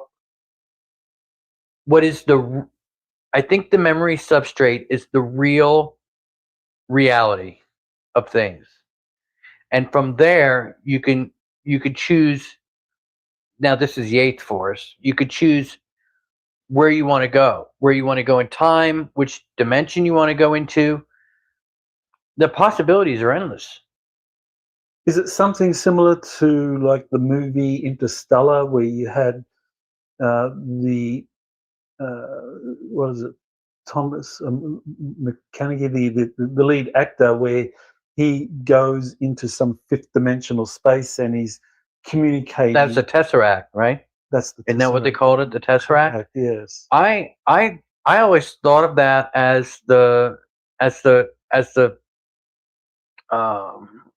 what is it, astral travel people call it, the Akashic Records? Yeah. Exactly. That sort of thing. The Akashic Records, the Tesseract, memory substrate, whatever you want to call it, that's probably exactly what it is. And that's what he was in Interstellar. Yeah, that's exactly it. Because then you could go from different times. You can, in the bookshelf, Right. like what he was doing, Exactly. and then trying to manipulate the time. Yeah. But in reality, he could have gone through the bookshelf into anything he wanted to. He could have become the dog. He could have put his consciousness inside his daughter. Now he might not have been able to do that because he can't master the eighth force, and that's what the eighth force is. It's a total mastery, and see, we're getting ahead of everything because the eighth force is totally mind blowing, and it's just the possibilities are endless. Okay. It really so is. this eighth fundamental force of nature, consciousness, being able to control and manipulate consciousness and move it in and out of memory substrates. So, yeah, just describe a little more about how that kind of consciousness can be controlled in that way. Well, you're not controlling consciousness. You're controlling, the only consciousness you're controlling is your own. You can go in. You can say, for instance, I think in order to control the eighth force, you have to be. That's like Jesus Christ stuff, man. That's like Buddhist stuff. That's like Elohim stuff. That's stuff that I think for a real human, somebody like me and you, to master the eighth force takes a lot of work and a lot of discipline. It's not something that we're just going to be able to go and master. I think that eventually humans will evolve, and we can evolve our consciousness into mastering the eighth force ourselves. But we have to be able to be good about it. I think that it's possible there are humans out there today that can master the eighth force, and we've seen that in uh, politics and everything else. Where how many different Joe Bidens were there? You know what I mean? Like, but they were all probably the same consciousness. They were all possibly the same person using the eighth force to manipulate that person.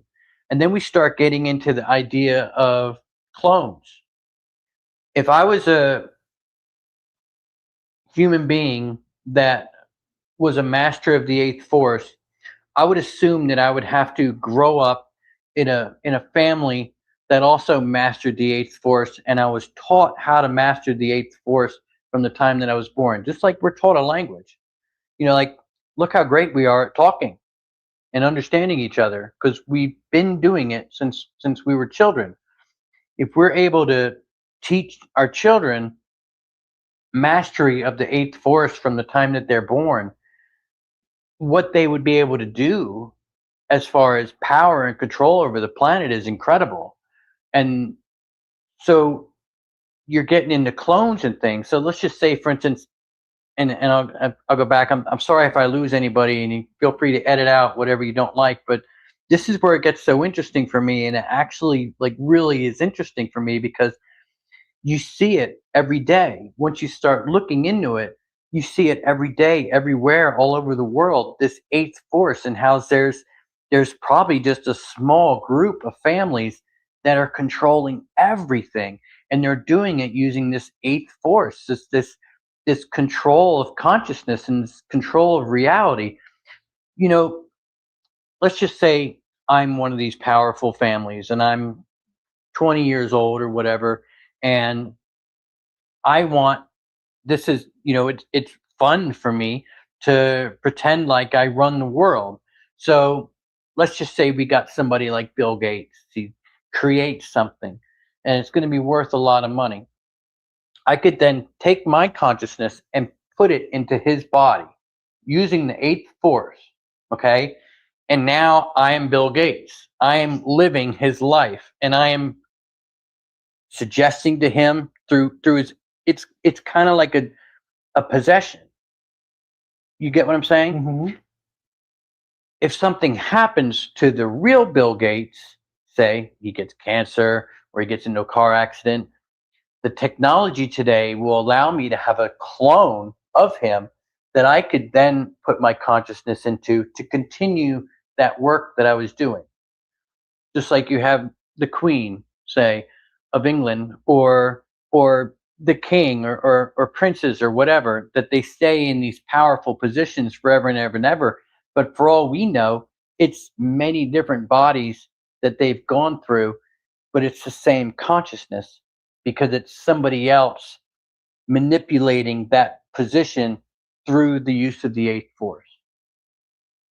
Now, when you are describing the use of the eighth force, what came to mind to me was this book by Edward Bulwer Lytton called Vril, The Coming Race of Man. He described, and this was written in the 1800s, he described going into the inner earth and meeting this race, this inner earth civilization, and they controlled the Vril force, and that enabled them to create their environment, or shape their environment however they wanted, and to control animals so that animals would be peaceful, passive, and so forth, and so that they could exercise this control. And it talked about how in the future this race would come to the surface of humanity and take over. Well, this became one of the things that motivated the Thule Society in Germany, which actually funded Hitler and the rise of that kind of whole racial purity idea that the Germans could develop this kind of higher consciousness. So they were trying, it appears, to develop this kind of force, but they failed, I think. I think they might have, but somebody's been doing it for thousands of years. I truly believe. I really do. And they've mastered it. You know, we always look at things like Disclosure. Steven Spielberg's making a movie, Disclosure, right? But he's deep state, and Disclosure's probably, you know, propaganda. That's what they want us to see. Blah blah blah blah blah. Like, you know, and you made a Twitter post this morning that nailed it perfectly with that cab guy. What he had said about it, which was spot on, exactly. Which was very eye opening, because we were just talking about that last night. And but the thing is, you look at something like Star Wars, where they talk about the Force, right? And how, you know, that's George Lucas, that's these guys. Where'd that idea come from? So it's a force that they're using to manipulate reality, right? But you have the good side of the force, and then the bad side of the force, right? So wherever there's a bad side of the force, there's probably also a good side of the force too. And that's where I think that, you know, maybe the Elohim or some Nordics who master the eighth force are also doing it to help humanity and to help us. And I think that gives us hope. You know, it's not all George Soros's and Bill Gates and you know, Hillary Clinton's. You know, there's a lot of good people out there fighting too. And I think that gives us all hope, and it matters. Okay, so you mentioned the Elohim. Did Amy actually talk about the Elohim and how they've mastered this force? Yeah, she said that the Elohim. I mean, you could be any kind of Elohim, and you just mastered the eighth force, because from what I understand, that the memory substrate is that's just kind of where they live. You know, so they're higher dimensional. There's the fifth dimensional being. They don't even experience time like we do. We're the only dimension that is time. The third dimension, you know, and we don't even know what that truly measures. You know, what are we truly measuring with time? You know, we don't even know. Nobody can even tell you that. The fifth dimension, all they kind of see, I believe, is frequencies and whatnot. Like, you know, like when we're at the Dead Children's Playground yesterday, how you said you felt that dread feeling that you feel when you're in a haunted location, like that gut feeling you just get in your gut that tells you that's a frequency that's been at that location for a long time. You know, let me just pause you there so that we can actually show that clip, or show the photo that we took of the dead children's playground. And yeah, there definitely was a feeling, a vibe there that was like, I felt immediately that it was like, wow, this is associated with death. That I could feel that there were like ghost entities there. Yeah. So I mean, that's pretty. We just happened to be driving through there, and I was like, "Let me take you to this place and check this out." And sure enough, and we were actually watching a kid, and his mom. She was bringing him to the playground to play, and he started walking down to the playground, and he just stopped. He was like, and then just turned right back around and went to his mom, and he wanted nothing to do with going down there. And remember, he stayed right next to her the entire time.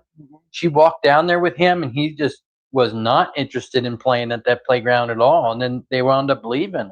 They were leaving as we were leaving. Okay. He never even played. But that's that feeling I'm talking about, like that frequency is always going to be there. There's something about that location that's created a frequency, and that frequency is there regardless of what time we're there. You know, we could be there at any time, but that frequency is the same. And the Elohim can see that. They can see that frequency. They can recognize that frequency. And I'm you know, obviously with any kind of frequency, but I'm just pointing this out as an example because we just happen to be there. But that frequency is always going to be there. So they're also involved in this kind of spiritual warfare with other entities that have mastered this force. So yeah, what was the spiritual warfare that Amy was describing with the Elohim? Well, I mean, there's good Elohim and there's bad Elohim. You know, I like to think that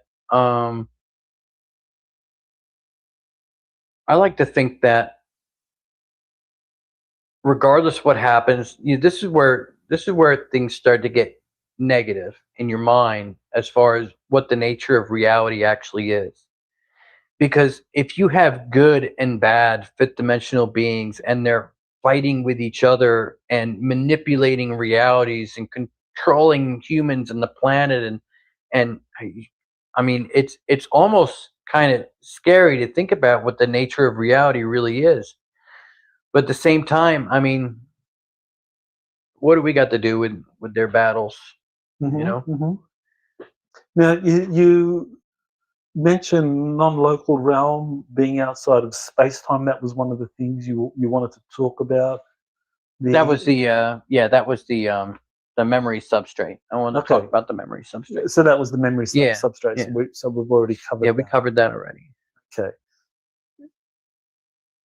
Okay, so these 4 additional forces that Amy described to you, that they've been suppressed for decades, so that mainstream science only talks about the 4 standard forces, the 4 known forces: electromagnetism, gravity, and strong and weak nuclear force. But these other 4 forces you've described have been suppressed for decades. So Amy wanted that information out. Yeah, the United States government has been suppressing it for decades, but I honestly believe that there are, portions of society on this planet that have always known about these 8 forces and that have been suppressing it from humanity for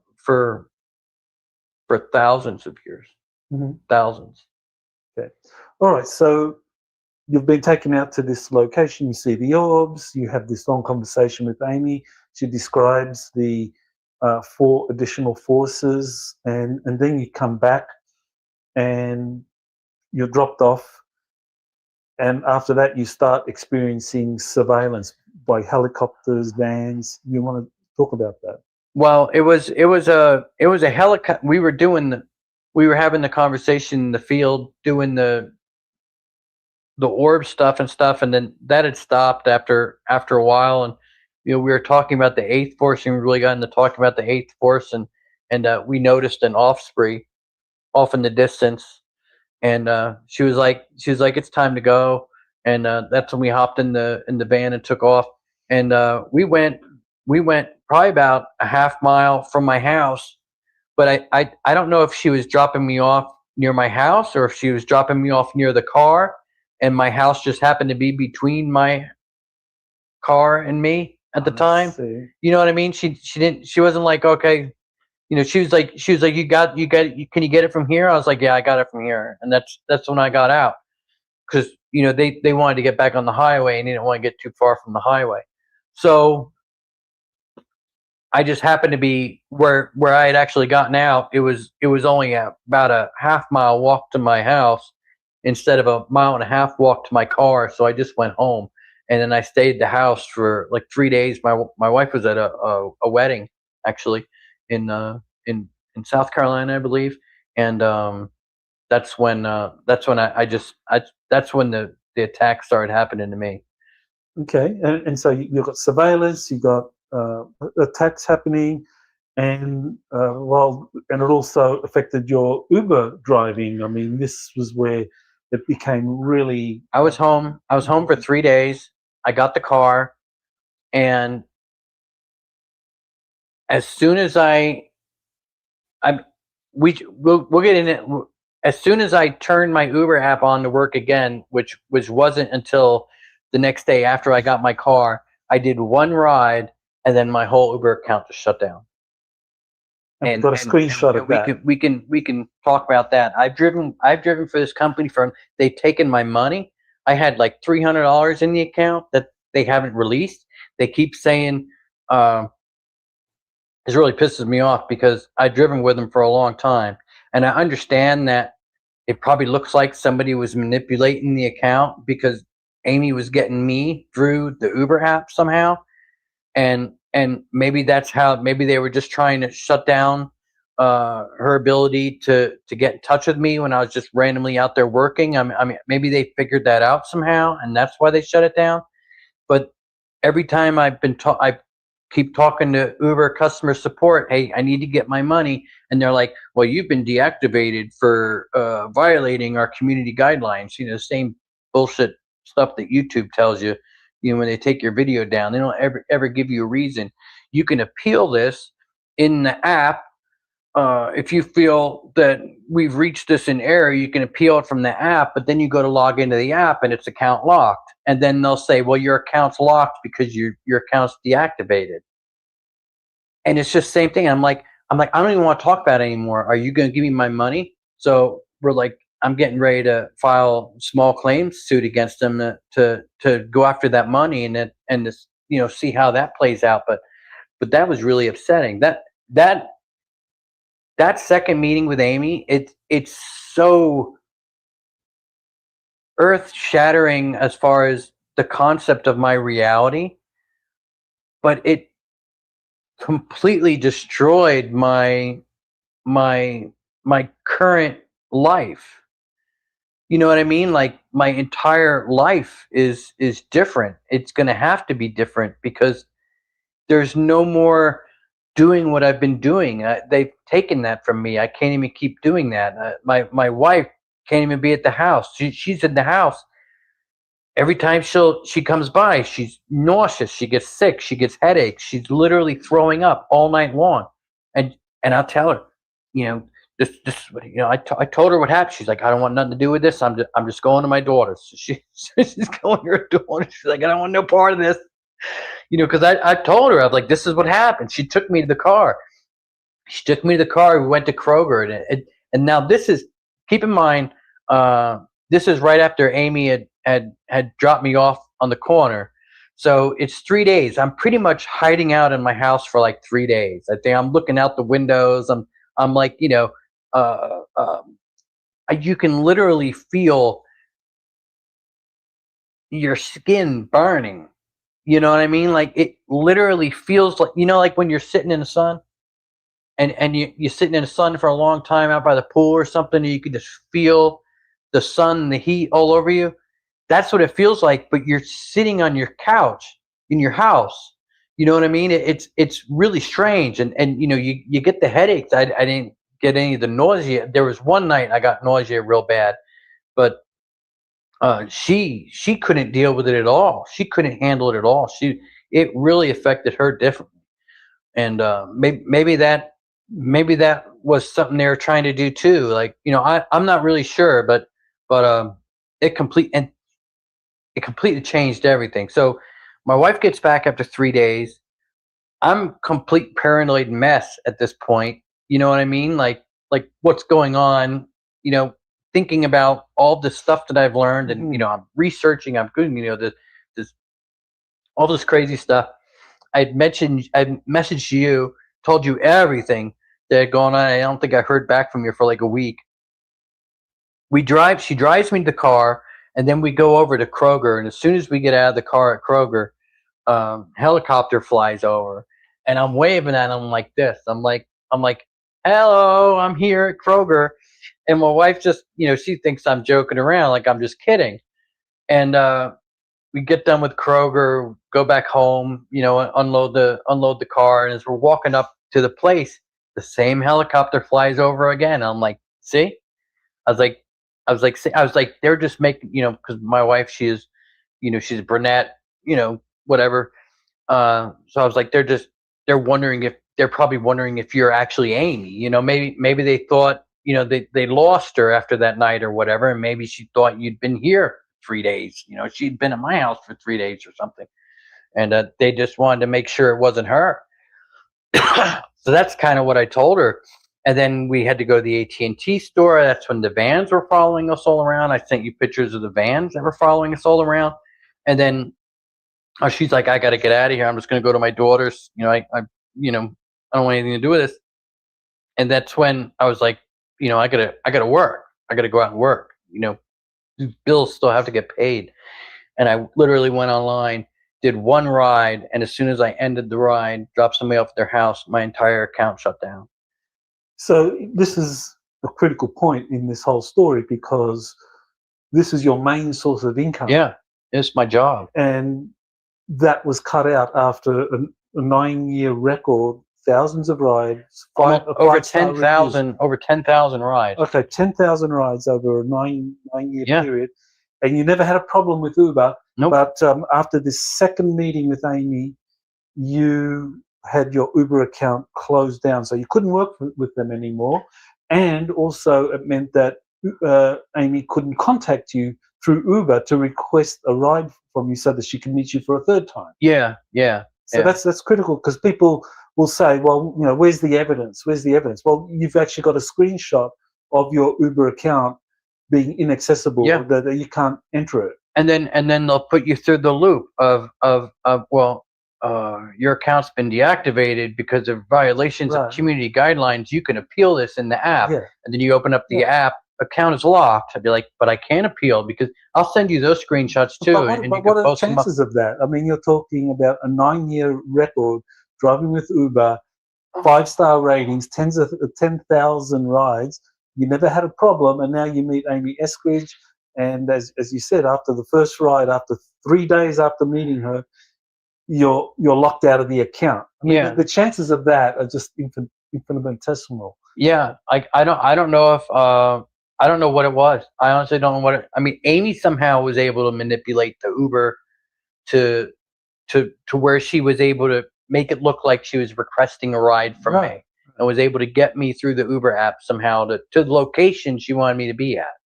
And I don't know if it's because I didn't have any issues with Uber turning off until I had turned it on and did that first ride. So I don't know if maybe that triggered something.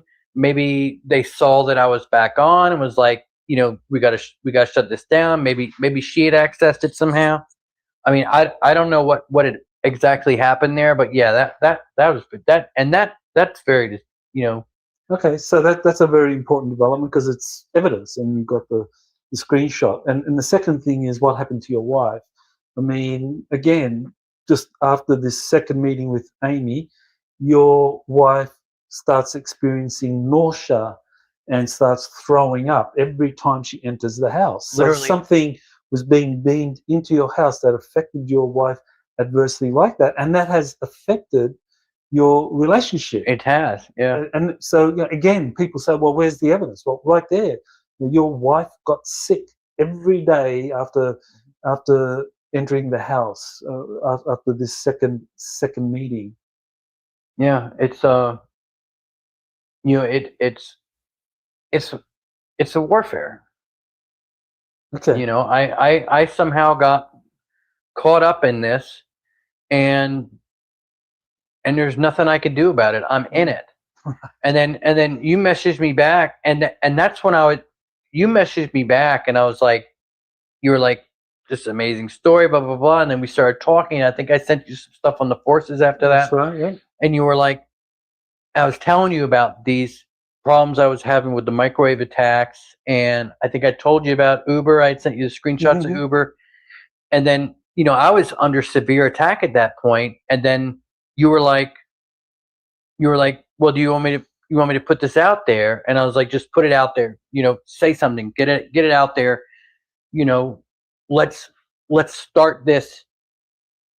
Let's get it done, because it's not good. They're not just going to stop attacking me. It was pretty apparent that whatever was going on, they were coming after me. And after you did that, which thank you very much, by the way, I know you took a lot of heat for that, and I was sitting there watching you take it, and but they backed off after that, and it hasn't been at that level since. I still feel like there's times where my house is under these attacks, but it's only for like 15-20 minutes at a time.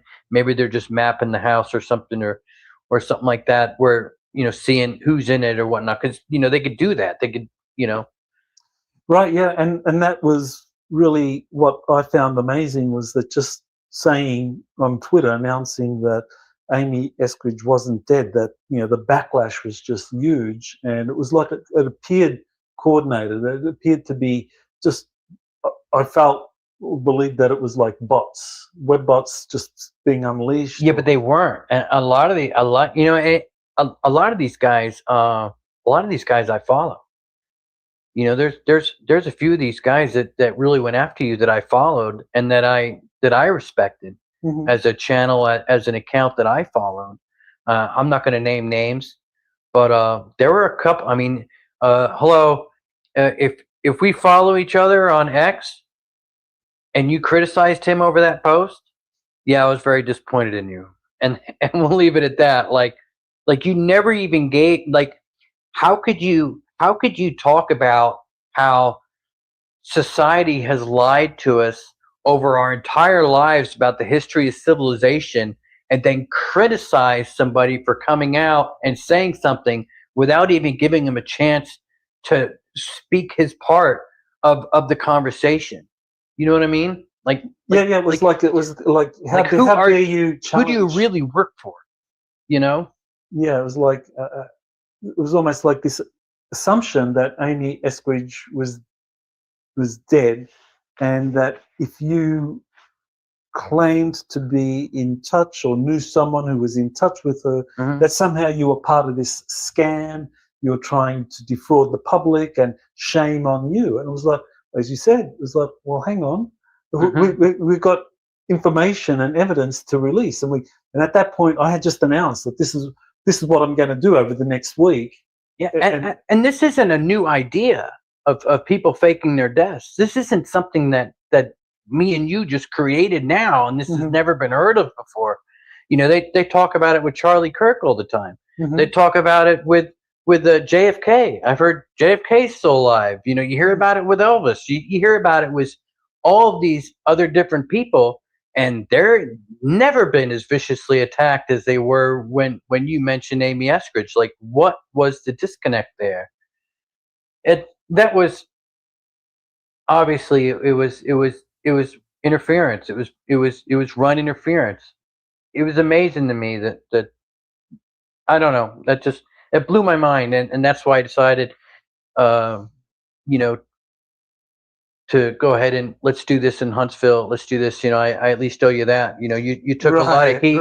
You took a lot of heat from off of me for doing that, but in return, you got so much heat yourself. But at the same time, you're getting all of the heat, and I'm like at home finally going, Yeah, I'm grateful for that. Thanks. That took the pressure off you, because I mean, you're telling me this, and I mean, you were, very emotional when you were describing what was happening, and losing your job, and your wife leaving, and her throwing up whenever she got into the house. Yeah. And you had to kind of like drive at night so that you could sleep in the day, because the night was when they seemed to be like doing the directed energy Yeah, weapons. it was an emotion. It's an emotional thing, you know, and it's still something I have to deal with.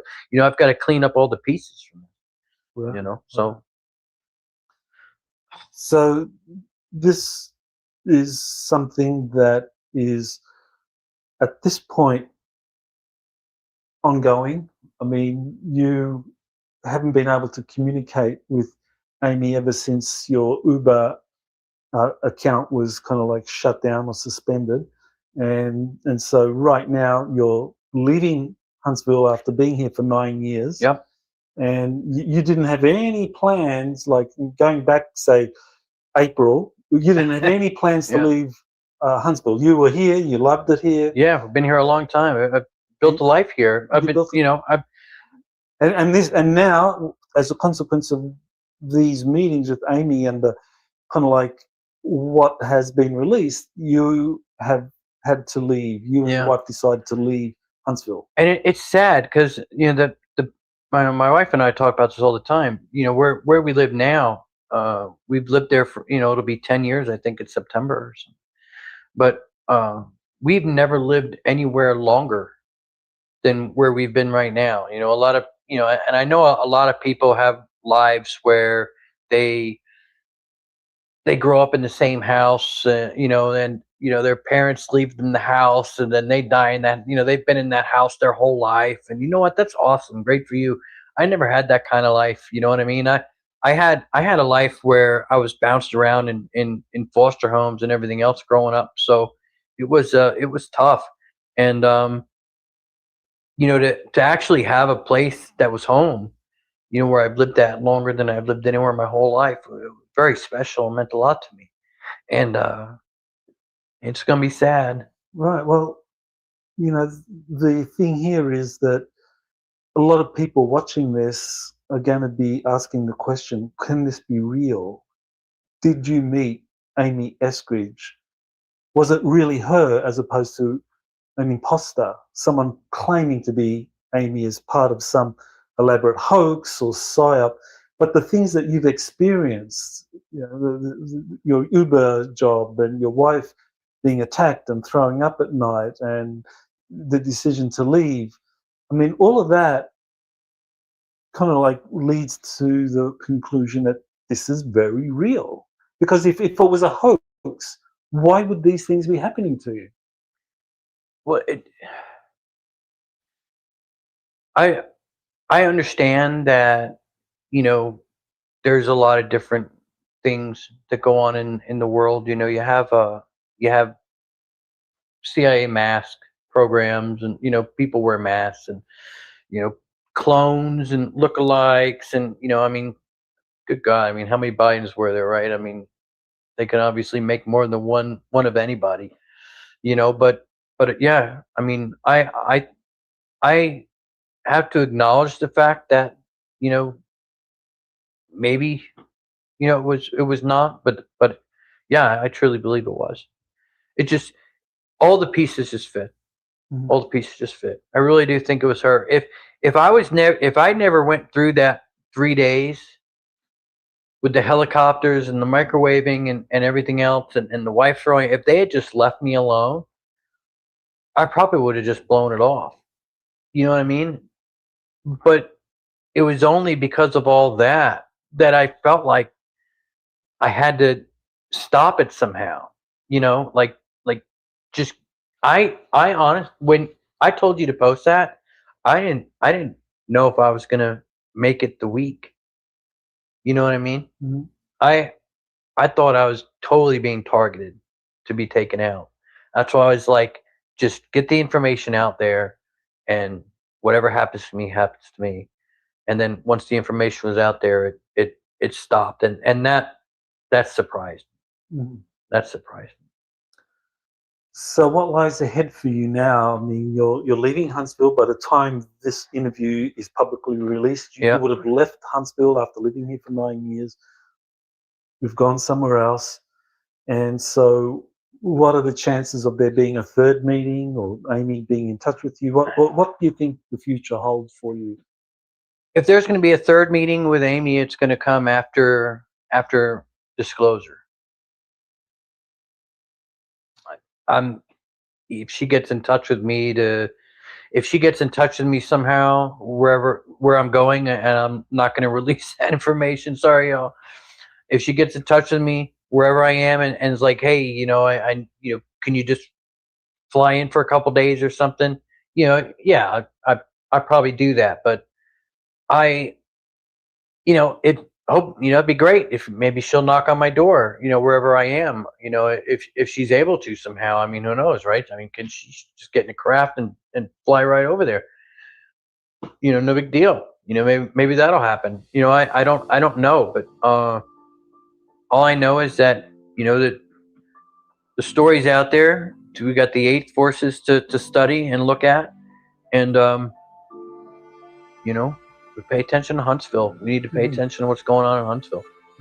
Well, I know you've paid a great price for getting this information out there, and I just want to acknowledge that, and I want the audience to kind of feel the kind of pain that you've gone through because of all of this. But you've displayed tremendous courage in putting this information out there, despite everything that's happened. So I just want to kind of acknowledge that you're a fine human being, a truth teller, and really kind of honor your courage in coming forward despite all of the things that have happened. It's your courage too. I appreciate your courage, and it's not an easy subject.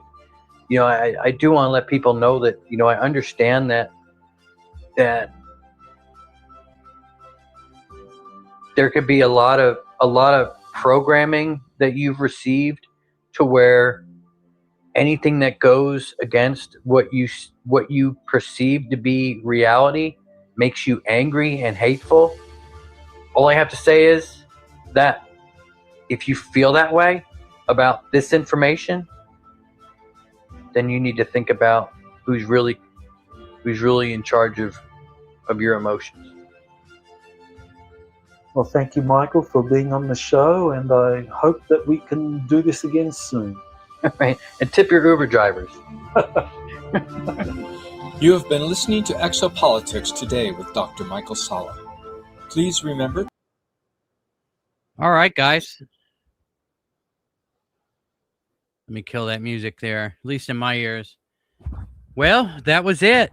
That's a pretty interesting show. I hope everybody enjoyed it. That'll get everybody up to date on what's been going on with me. And I guess there's a lot of people in here. 1,889 people are in here listening to this. So I hope that everybody's enjoyed the show. And you know how it is, everybody. I do want to share this with you guys. The link is in the description. Let me go ahead and throw this up. That way y'all can see it. Here it is. Okay, so Dr. Salla and I will be doing a show on August 8th, 2026 at 1 p.m. It's a webinar, and the link is in the description for that. It's going to be me, JP, George Pabon, and Michael Salla. The three of us are going to do a show talking about Green Mountain, and I promise you there's going to be some groundbreaking new information dropped. I promise you that. So make sure you tune into that and check that out. That'll be pretty cool. So I hope everybody enjoyed the show.